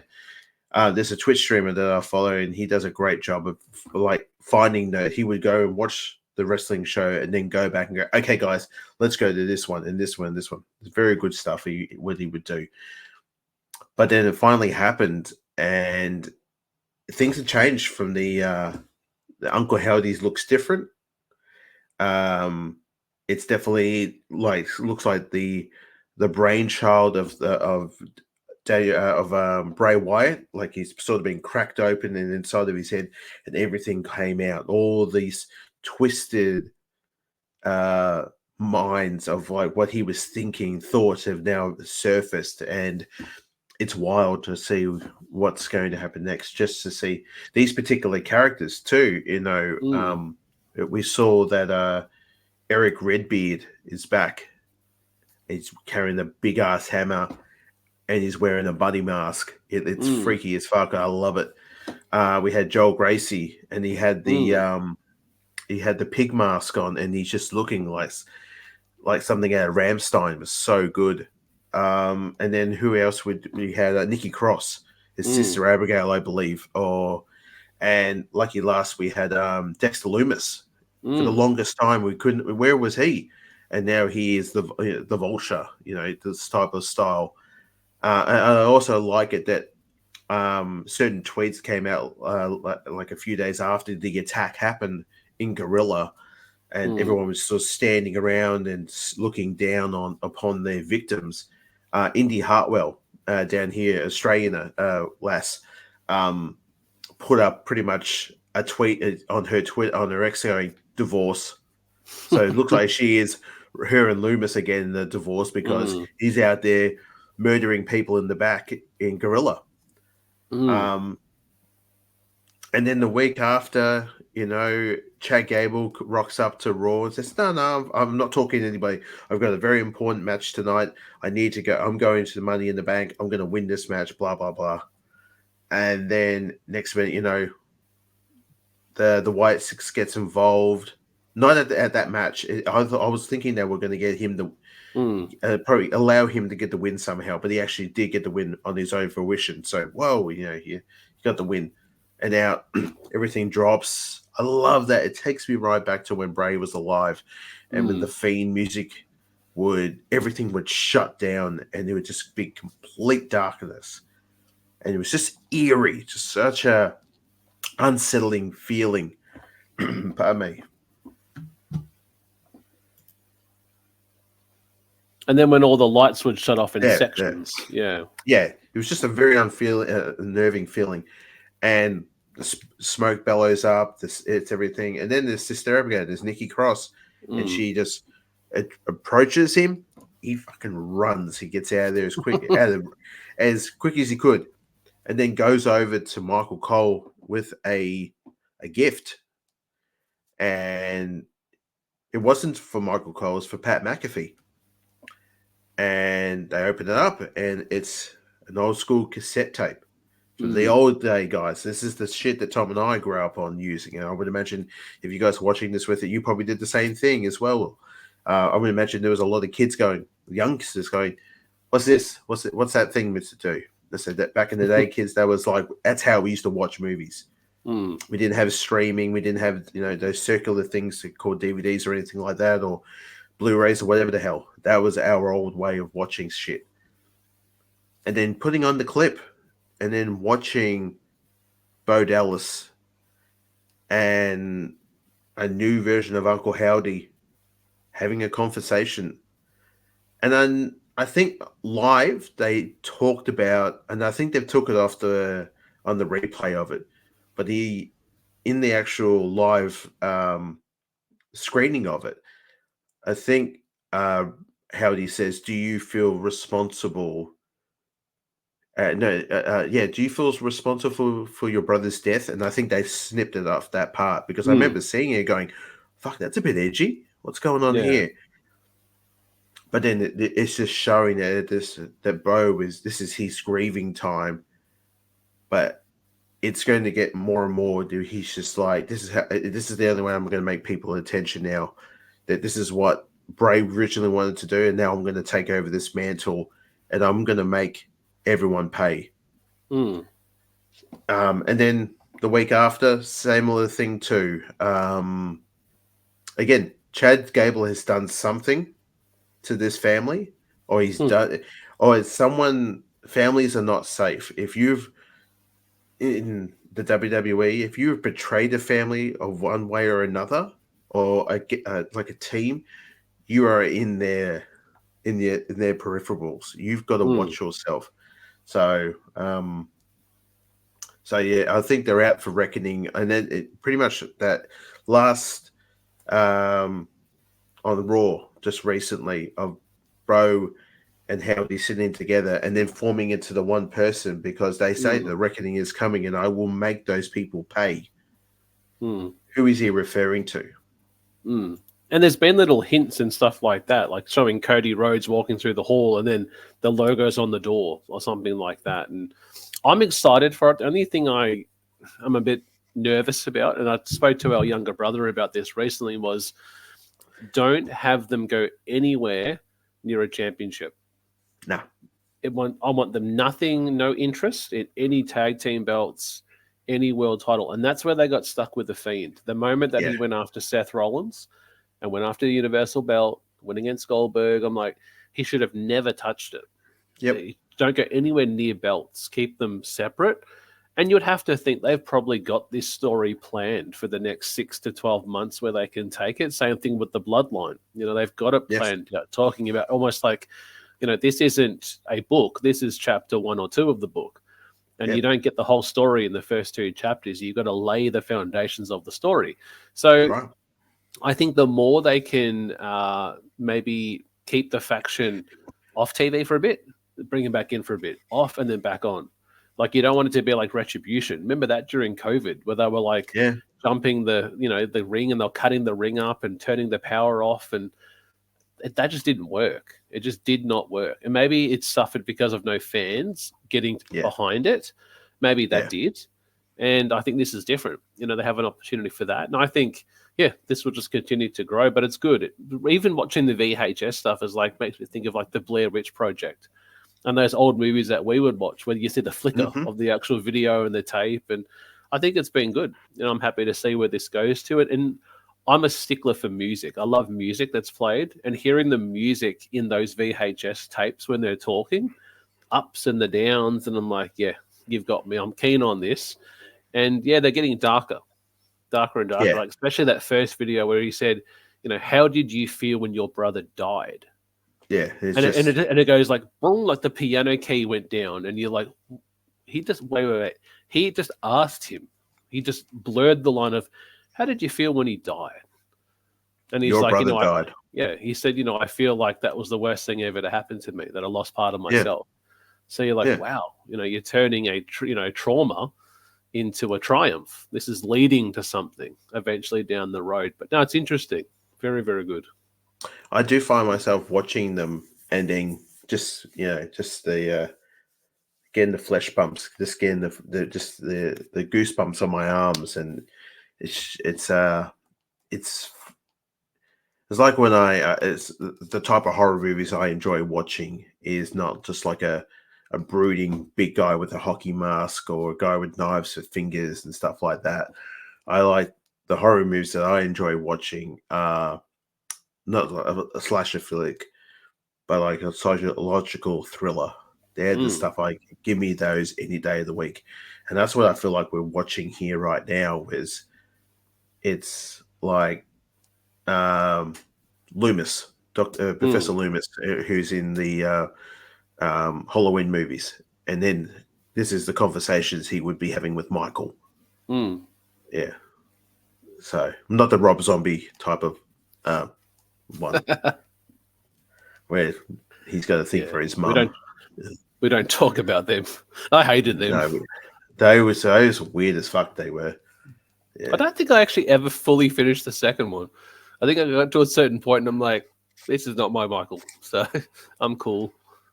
Yeah. Yeah, they were. Yeah, they tried, but it was just like, pushing the edge. It was like, there's no need to. No, thank you, Mr. Zombie. Here's a bit of a segue, talking about pushing to the limit there and pushing to a big change. We haven't talked about it in quite a number of months because our last wrestling show was WrestleMania, guys.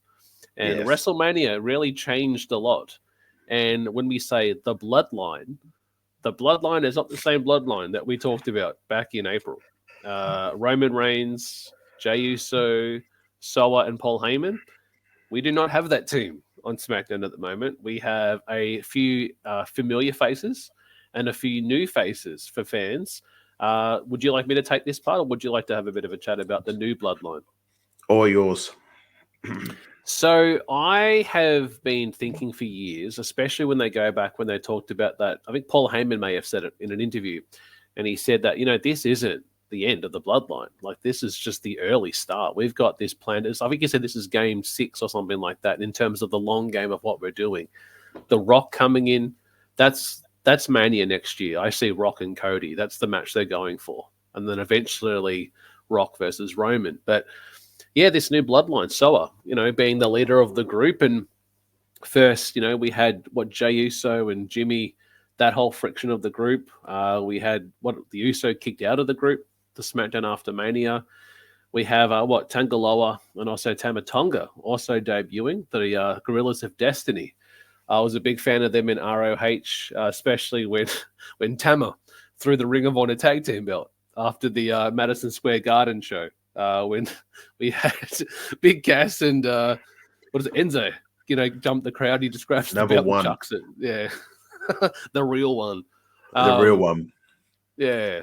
And the awesome face paint they would have in New Japan with the full black and white paint. They would crawl down to the ring, very, very cool look. And one of our best mates has loved that group. I remember I first heard about them through him.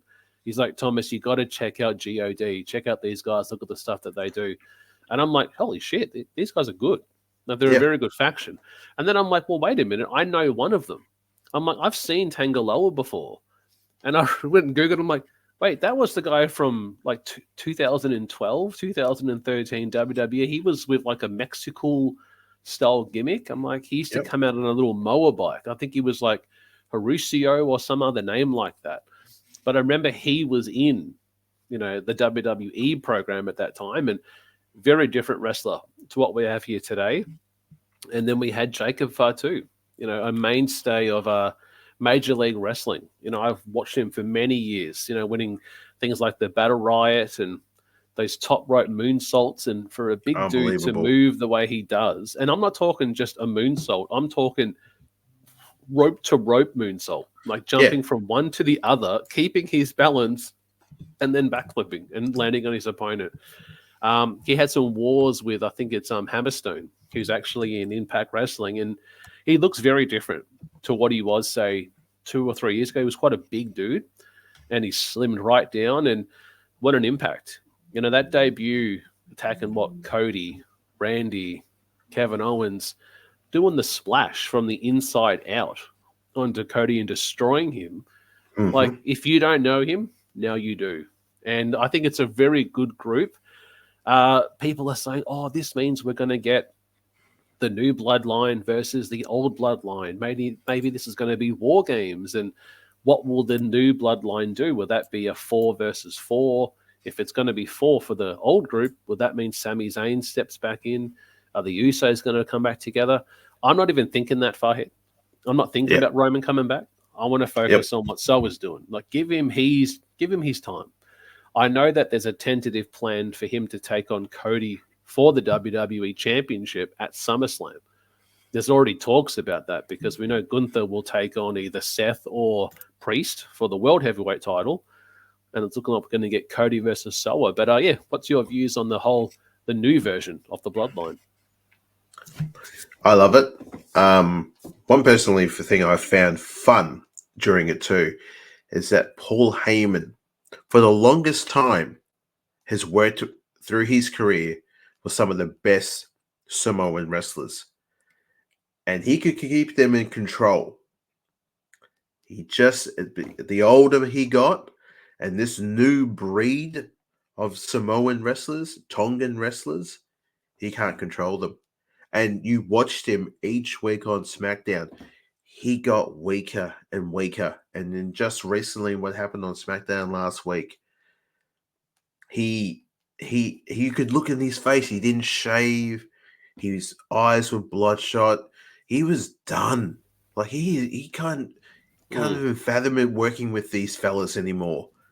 I mean, he used to keep control of those fellas back in the day, of the Wild Samoans, of the SWATs. He couldn't never do it. And he wouldn't acknowledge. He would not acknowledge the tribal chief, the new tribal chief. And I love it too that it was so good. Paul Heyman said to Solo, he goes, CM Punk is not on. He's not allowed to be touched. That's the agreement that Roman Reigns and I have, because he's a friend of mine. And Solo looked at it. I love that he said something, but it got cut off. And people were like, what did he say? What did he say? He's like, I don't know if it was a swear or there was something that was on purposely why they did that. And because the look on his face was like, what? No. But then later on that night is the Jacob Fatu just laying waste to everybody. But it's just he tried and now he's kicked. We no longer have the wise man in the bloodline anymore. So these 4 Samoans now are running wild on SmackDown. And I'm for it. I'm looking forward to it because it looks like a lot of fun. And it's crazy to think, like when we say Paul Heyman has gone from the bloodline, we're 4 years deep into Heyman being there. Like, he joined Roman in August. I think it was August or late July of 2020 during those COVID years. Yes. You know, by just the end of that SmackDown show where the camera cuts to Paul Heyman on the table and the camera pans to his left and there's Roman Reigns with him. And that's when it started. So to think 4 long years later, he's now out. So, like, none of the original members are there. Like Jimmy, Jay, Roman, you know, Sami Zayn, and Heyman, everyone's gone. This is a whole new group. This doesn't mean a new name. I don't know. But do you think it's going to lead to a potential Survivor Series match? Not of this year. I believe it might be next year. I don't. And I think they're just going to do what they do best now, where they will make you wait. And you have to wait. And next year, possibly at the Survivor Series, Roman will make a return. But then we'll find out who is the true leader of this new bloodline. And it's not going to be Solo Sikoa. It's The Rock. Rock is now going to be running that team. He is the man at that time. He did say, he goes, I'll be back. And he looked at Cody's, I'll be back for your title. So he's like, well, you know, I've had Rikishi's boys. They're now, you know, they've had their time in the sun as the bloodline. What about Haku? What about Haku's boys? What about the Tongan Kids boys? You know, they're part of that family. They're in that tree. We saw them up on that. We saw those names up in that tree when I let them loose. So, I'm interested what happens next. Well, I jumped on before and saw the Money in the Bank card, and it was actually talking about the Bloodline matchup, and that's one of the things I was thinking. Like, well, it seems like we're going to get a 3-on-3. How does that actually work with the Bloodline group? Because as we know, there's actually 5 members of that group going up against Cody, Randy, and KO. So how does that look? Do you want to use this time to go through the card, make some predictions for Money in the Bank? Yeah, definitely. Nice. Also, too, thank you for everyone who jumped into my prediction Twitch stream of this the other night. It was a lot of fun. Thank you for people who jumped in and did some of the comments. I apologize. I did have my mic on, but then throughout the night, my microphone died. So I had it set up. So I've actually gone back to the actual Twitch stream, and I've removed the audio from my mic, just so it's simple viewing pleasure for you guys. But yeah, thank you again who jumped into the stream and who watched the matches with me for the prediction show. So nice. We'll go with so thank you. So again, we're going to go with match number 1 for what that says on the Wikipedia page here. We've got Jay Uso, Camilo Hayes, Andrade, Chad Gable, LA Knight, and Drew McIntyre for the Money in the Bank ladder match for the men's championship contract. Who you got for this one? Who do you think? It's an interesting matchup. Like, even thinking some of those young talent names in there, Carmelo Hayes would be great. Like, what jumps out for me though, like, who would probably need it? You know, does Drew really need it? You know, Drew's already a pretty massive heel. Do you want to add a little bit more by having him hold the briefcase and then go, hey, look, Damian, remember how you cashed in on me at Mania? Well, I can cash in on you whenever I want. Like, to plant that feud and that storyline. LA Knight would be good for a face run. But do you want a face champion cashing in on a face, or do you want a face holder chasing after a face champion? Like, do you see LA Knight jumping a Cody Rhodes and going after his belt? Possibly, if you want to go an LA Knight heel run. I think he would be great as a heel. I liked, you know, LA Knight when he was in, you know, TNA as an actual heel character. I think he was Eli Drake was his name. Eli Drake.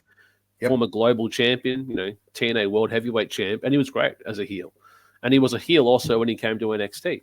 You know, we took on that young fella that was Cameron Grimes, and then Maxon Dupree was another heel character. So I'm going to say, part of me is thinking Jey Uso as a bit of the whole Yeet in the Bank, that whole Yeet thing, and carry on that story.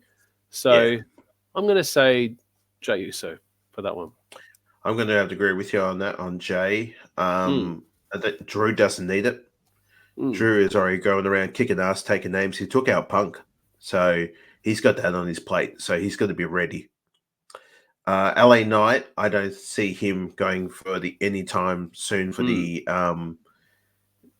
World Heavyweight title. I see him very much at SummerSlam doing a program with Logan Paul and taking that title off Logan Paul. And I think Chad is still in the eyes of the White Six. So could there be a potential of him being dragged under the ring and taken away so he can't compete? Andrade is the speed champion, so he doesn't really need to do much more than that.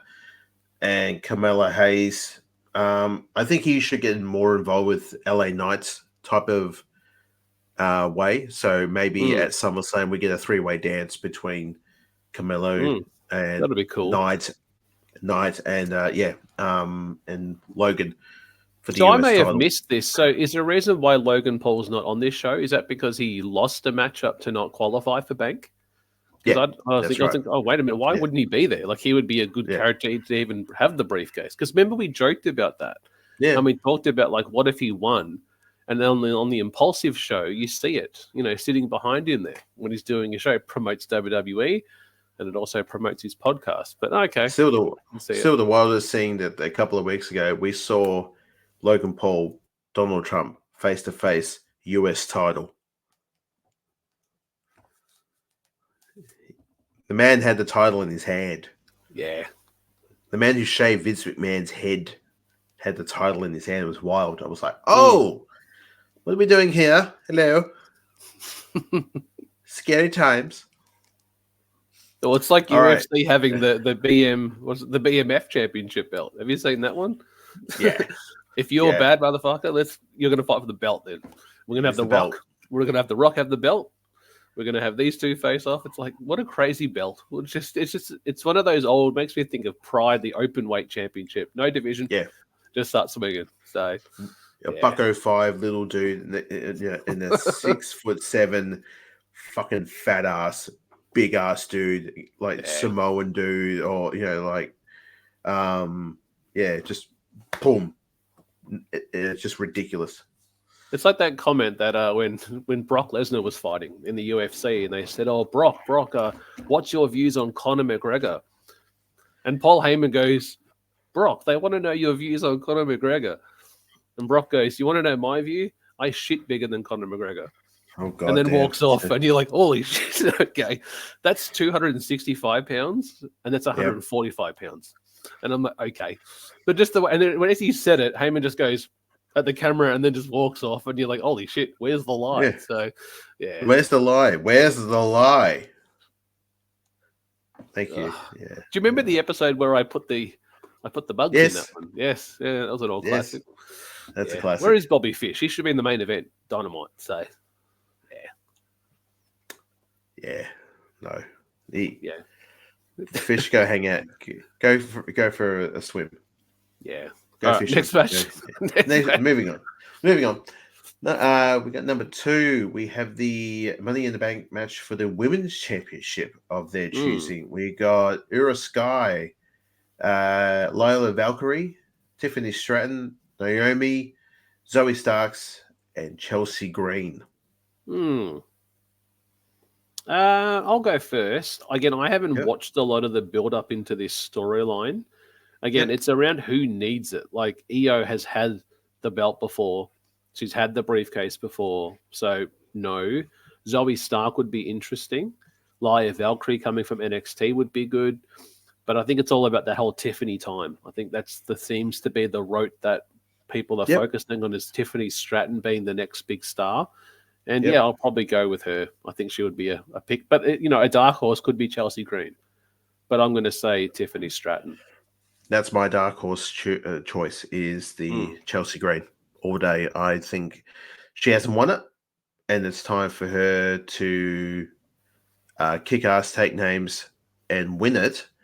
Then her boy, Matt Cardona, will be on his YouTube channel and then going to indie shows, walking around with that suitcase in his hand.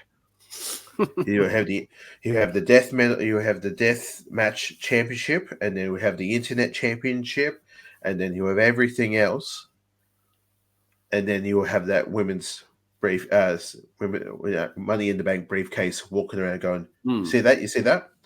I'm the co-owner. Yeah. Yes. Speaking of Chelsea Green too, I finished off another book this week as well too, and that is the Hornswoggle book. Life's short and so am I, about Dylan.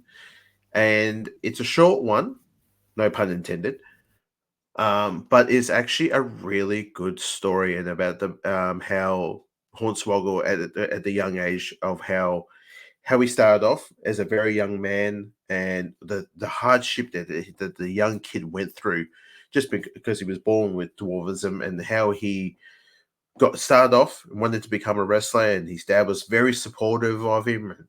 It was just a very beautiful thing. But then you watched him progressively over time became very resentful of the wrestling lifestyle, because not every week that they had a program for him. It was like, oh, this is how things are going, Dylan. You're gonna have to just deal with it. And then there was a lot of because he actually reads the book to you. This is an audio book I listened to.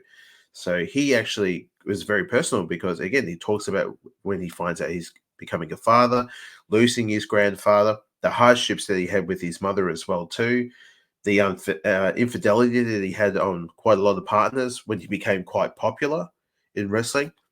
He was only 20 when he broke into wrestling too. When we go back and think of the times when Hornswoggle was around, the little bastard storyline that he had. Yeah, with Finley was wild. It was like, well, he was only a youngster, really young. Where when you looked at him, you're like, I thought he was a little bit older, but no, he wasn't. But then the reason why I bring that up of when I was saying this about Chelsea Green is the friendship that he has with her. I'm talking about Hornswoggle, Dylan, and that he has for her, and also for Matt Cardona. And those guys, and those at that time in the early 2000s, of those guys when they were wrestling, between I would think now of 2012 to like 2014, you had Zack Ryder up there as well too, Kurt Hawkins, those guys, and Dolph Ziggler. They're all very tight knit. Kofi Kingston he talks about very much too, like the Miz, Cody Rhodes, and stuff like that. Yeah, just those early youngs, those dudes. But then also he talks about Punk. And very much towards you. This is like when Punk was like, he had enough. He was never really happy. And Punk would normally take it out on certain people. And unfortunately, that Dylan was in the firing line. But again, if you get a chance to, that is a great listen or a great read too. But yeah, I feel like I'm doing a book report on this podcast now. Hello, welcome to the BroKast Book Report. I'm Alan, and welcome back. It's book recommendations. Hello, how are we going? So, stop your gaming and start your reading. No, you can do both, man. I can do two things. I do two things at the same time. It was like just before we jumped on before, I was listening to the Stone Cold Truth. I've been listening to that, and I was playing Fortnite. So it was like, that's another one. I haven't finished it yet.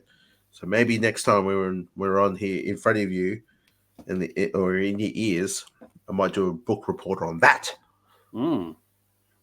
But yes, Chelsea Green for the Women's Championship contract. Nice. That'd be good. No, yes. I think she's a great talent. Like I remember when she was in Impact Wrestling and she played that crazy bride character that didn't get married, and it was a real psycho style gimmick. She's a great wrestler, but she's just been injured, so many times. I think was her biggest thing was just when she's starting to get a run, an injury happens, like broken wrist or a fractured hand or a fractured ankle. Something always seems to happen when the push happens, and ladder matches are dangerous. So, and the risk of injury is very high in these types of matches. So, that's good.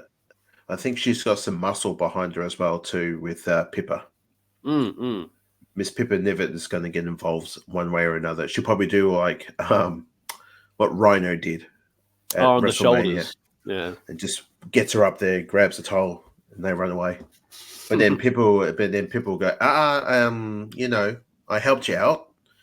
Was my title shot? all that. Yeah. Next we got Sami Zayn takes on Bron Breakker for the Intercontinental Championship. I think Sami's time is dwindling towards the end. Yeah. And we're going to have Bron running through him. And he's going to hold on to that Intercontinental title like fucking Goldberg. Yeah. Yeah. Yeah, that's I definitely see. I think it's Goldberg and the United States Championship on the road to taking on Hogan and on the Nitro. 2 belts.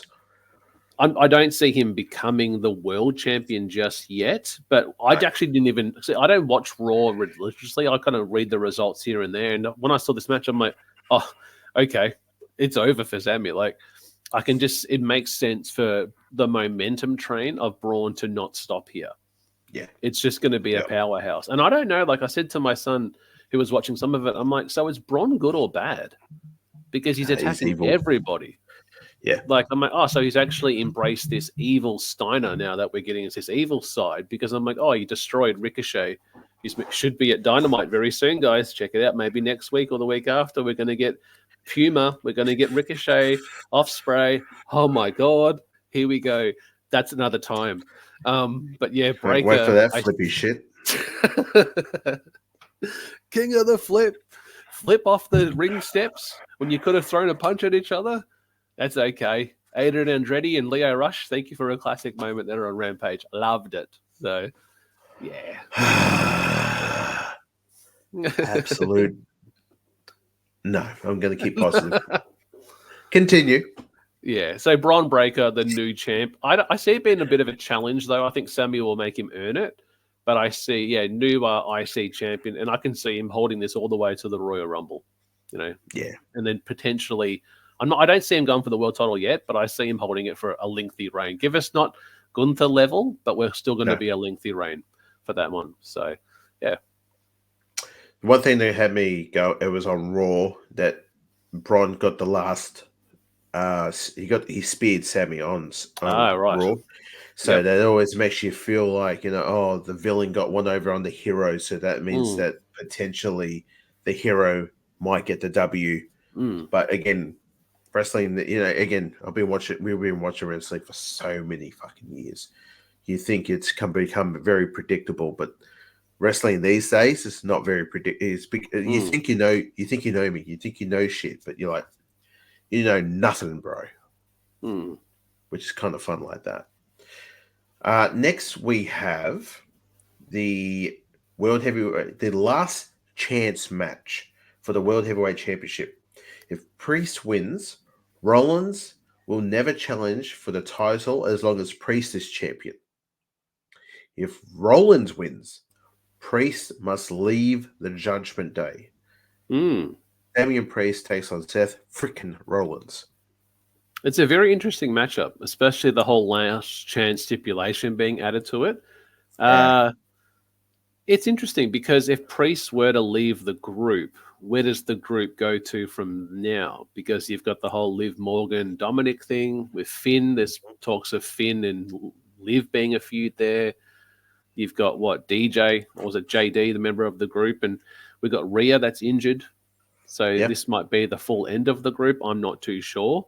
But they did win the tag team belts, which I saw recently, so they do have gold. They did. Yep. But then, Rollins not winning it. That would be interesting, because what does that mean for him for the rest of the year? Like, really, we have to start thinking there's 2 shows coming up next. Like, you've got this. I think there's Bash in Berlin, or Berlin Bash or something like that. And then you actually have SummerSlam. So I think the winner of this match, that's going to be Gunther's opponent at SummerSlam. Yeah, sorry to incorrect you, but SummerSlam is next. Bash in Berlin is after. So. That's after that. Oh, okay. Yeah. Wow. I thought Berlin was in early August and SummerSlam was at the end of the month. Okay. Yeah. SummerSlam's which kind of gives you a bit of 3rd of August, which is there's a 2-day event as well. And then Bash at Berlin is a few weeks later on the 31st. And that kind of gives you the idea that Gunther would go in as champion then. Yeah. into that show. So it's almost like whoever wins this match here would be the one to eventually drop it to Gunther then at SummerSlam. So he could take the belt over there into, is it Germany? Is that hosting it? Yeah. Berlin, Germany. Yep. Yeah. So I'm going to say, I would like to say Seth, because I think that'll be a good match. But I wouldn't like Seth to be a transitional champion, to go 1 month, win the belt here, to just lose it next month. Yep. So I would want Seth, but I think they're going to go Priest to keep the group going. And then we'll get Priest versus Gunther at SummerSlam. And then Gunther most likely would get the win there, because I think we're eventually going to get the whole... I think Seth will take on Punk at some point, because that's the match that we should have got this year. Yeah. Seth's better as a heel. I hope we get heel Seth as we get towards the end of 2024. So I'm going to say Priest gets the win. I see Priest getting the win. And down comes the tag champs. Down comes Dirty Dom. Down comes Liv Morgan. They're all, hey, we win. Bang, they smack Priest in the back of the head. They beat the shit out of him. Seth stands back. I was like, what the fuck you guys doing? And he's like, Seth goes, nah, we're done. Sorry, not Seth. Finn goes, we're done. I'm the new leader. I'm the king. I'm the prince. Nah, I had, we had something special, but you had to go and be the good guy about this. I was trying to help you. I'm the new king. I'm the new prince. So, yeah, and this is how you make Priest the good guy, which is what I think they're trying to do now. But they even Seth trying to help him out and trying to get the win. You trying to be the good guy that he is. He gets paid for it as well too. So yeah, that'd be cool. Yeah, and again, like I was saying just a few minutes before, like, oh, you think you know everything about wrestling? Maybe that could happen. It might not. Yeah, but I'm intrigued. So yeah, Priest for that one, and then I think this might be the main event. Personally, I think the heavyweight championship match might be the main event. Who knows? We'll see what happens. But we got the 6-man tag match, which is Cody Rhodes, Randy Orton, and Kevin Owens versus the Bloodline, any three of Solo, Tama Tonga, Tangaloa, or Jacob Fatu. I'm happy to go first. I don't see Soa being in this match. Okay. I see Solo saying, well, I've got 3 new fellas. You can do it. And he'll just stand outside the ring and just stand there with the arms crossed, guiding them in the match. So that way Tama, Tonga, and Jacob all get an opportunity to have their pay-per-view debut in a main event matchup. Cody, Randy, and Kevin, veterans, they know how to do it. They know how to support these guys. Yep. It's good to kind of see Cody not in a championship match sometimes. Like I used to like back in the old day where, the champion might be in a tag team matchup or he might be in a 6-man tag. And I think this is good. It's a good storyline. I would say the Bloodline will pick up the win because of Soa's interference in that. I think I don't see Rhodes getting pinned. I see KO getting the actual loss, and it'll be Jacob that pins him. So I think if you want to send the fans home happy, I don't think you'll get it from this show. I think this will be a impactful Bloodline victory to close out the show. So I'm going to say Bloodline with the win, but Solo will not actually be competing. Yep, I agree with that totally as well too. But there was also when Jacob first came into the WWE and Tongaloa and Tama Tonga, when they stood back and they watched both Solo and Jacob next to each other, and they both looked at each other and was like, and then they put the one up and it was like, okay, the Gorillas of Destiny were not aware of this, of what's going on here. Maybe, they were kept out of the loop somehow. So I have a feeling they're going to have all the good guys down. And I think Tama Tonga is going to go for the finisher. And then you got Jacob, bang, massive slap on the back of him. I want to be pinned. I'm getting the pin.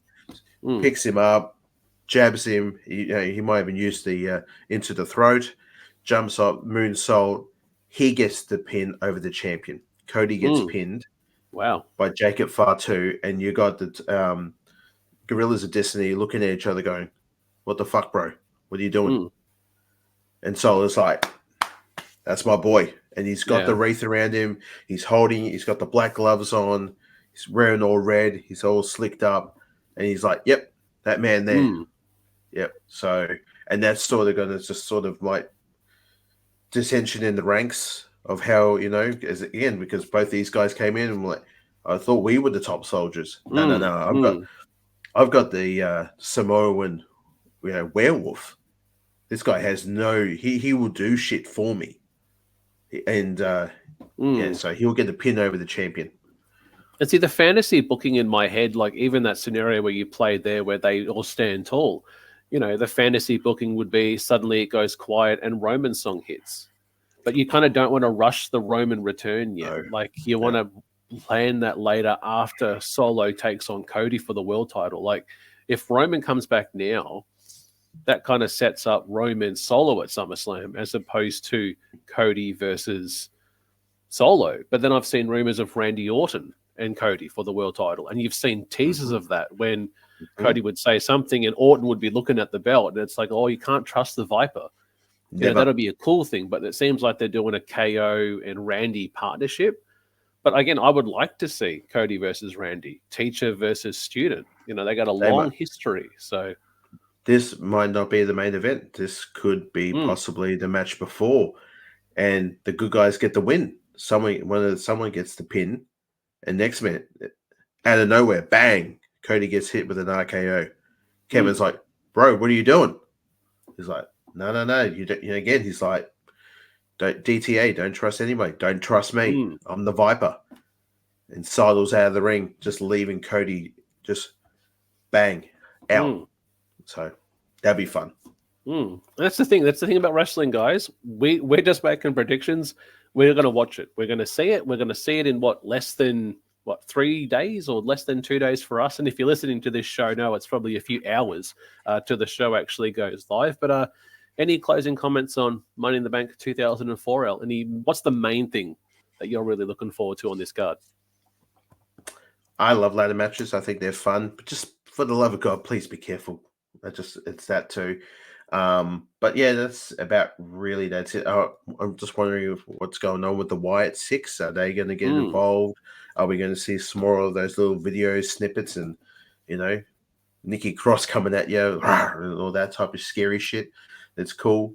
But yeah, nothing's really jumping out at me, but I'm just going to be happy to sit on my ass on a Sunday morning, possibly still in my pajamas.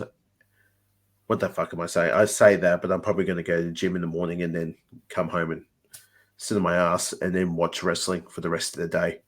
And there's only 5 matches here. That's what I was wanting to clarify. There's not fucking 15. Shit. That's crazy, man. Tony Khan will look at that and go, what? Where's the other 10? We've still got 10 spots to fill, haven't we? Stop it. Jerking off and snoring. Snoring coke and jerking off. Fucking pervert. Oh, Jesus. Well, I think that's a good Lock segue. Me. Oh, shit. His finger's frozen. Your finger was frozen on camera then. Hey. Do it, you coward. Oh, shit. Well, I think we do one more commercial shout out and then we finish up the show. We want to give a shout out to Tony Khan. We're going to put in a 1 hour of the best of Tony Khan. I'll do that. I won't do that. Yeah, but here's 2 great podcasts and check these guys out. The Mark Order Podcast is the only show you need if you're looking for dedicated coverage of everything AEW on the Shining Wizards Network. Join us live on YouTube every Wednesday night at 10:15 p.m. Eastern after Dynamite to chat along with the show. If you can't join us live, listen to us on your favorite podcast platform. Follow us on all social channels at Mark Order Pod and use the hashtag #JoinTheMarkOrder, because if you don't find us, we will find you. Interruption in progress. Now hijacking into ANS 2.0 immersion rig. Now simulating the amazing nerd show. featuring comics. And Batman's like, you're safe here and everything, but the Joker all of a sudden pulls out a gun and shoots himself. Movies. People fight with lightsabers. What the hell do you want? I mean, in every one of these movies, there's a lightsaber battle. Yeah, no problem. I'm gonna rewatch it a million times. Yeah. I'm just saying, give me something more. Wrestling. That would be awesome. Oh my god, just a monster. Fans would be like, holy, what the hell's going on? What happened to Jericho? Horror. It starts off like any other like home invasion type of story, and then it just goes crazy. And more. Hey, this is Christian. Hey, this is Damon. And we are the Amazing Nerd Show. Make sure to download us on all your favorite podcast platforms.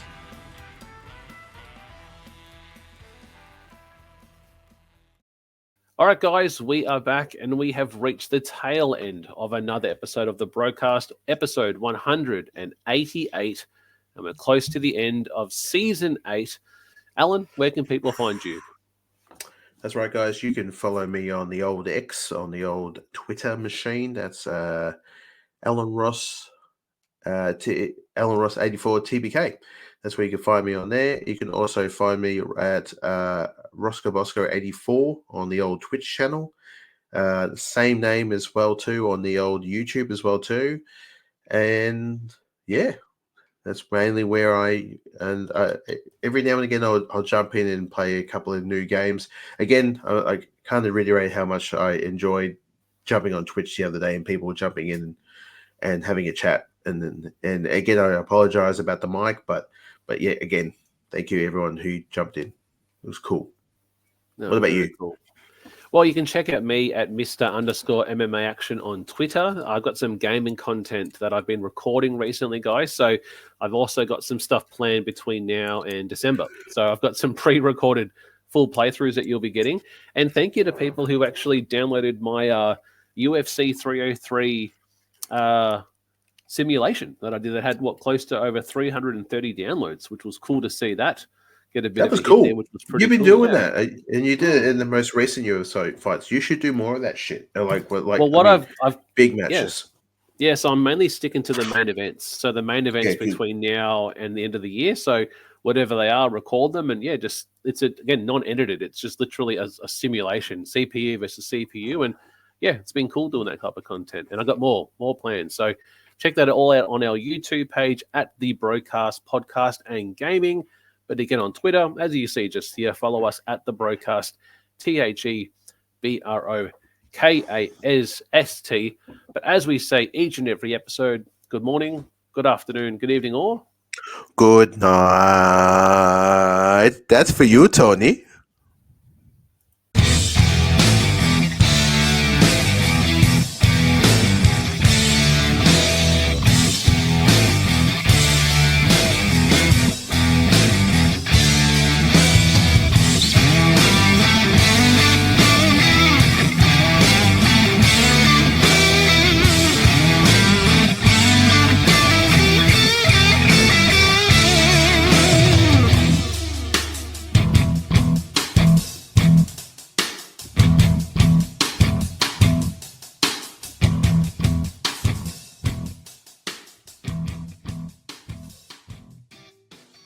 Yeah, guys, thanks for sticking around.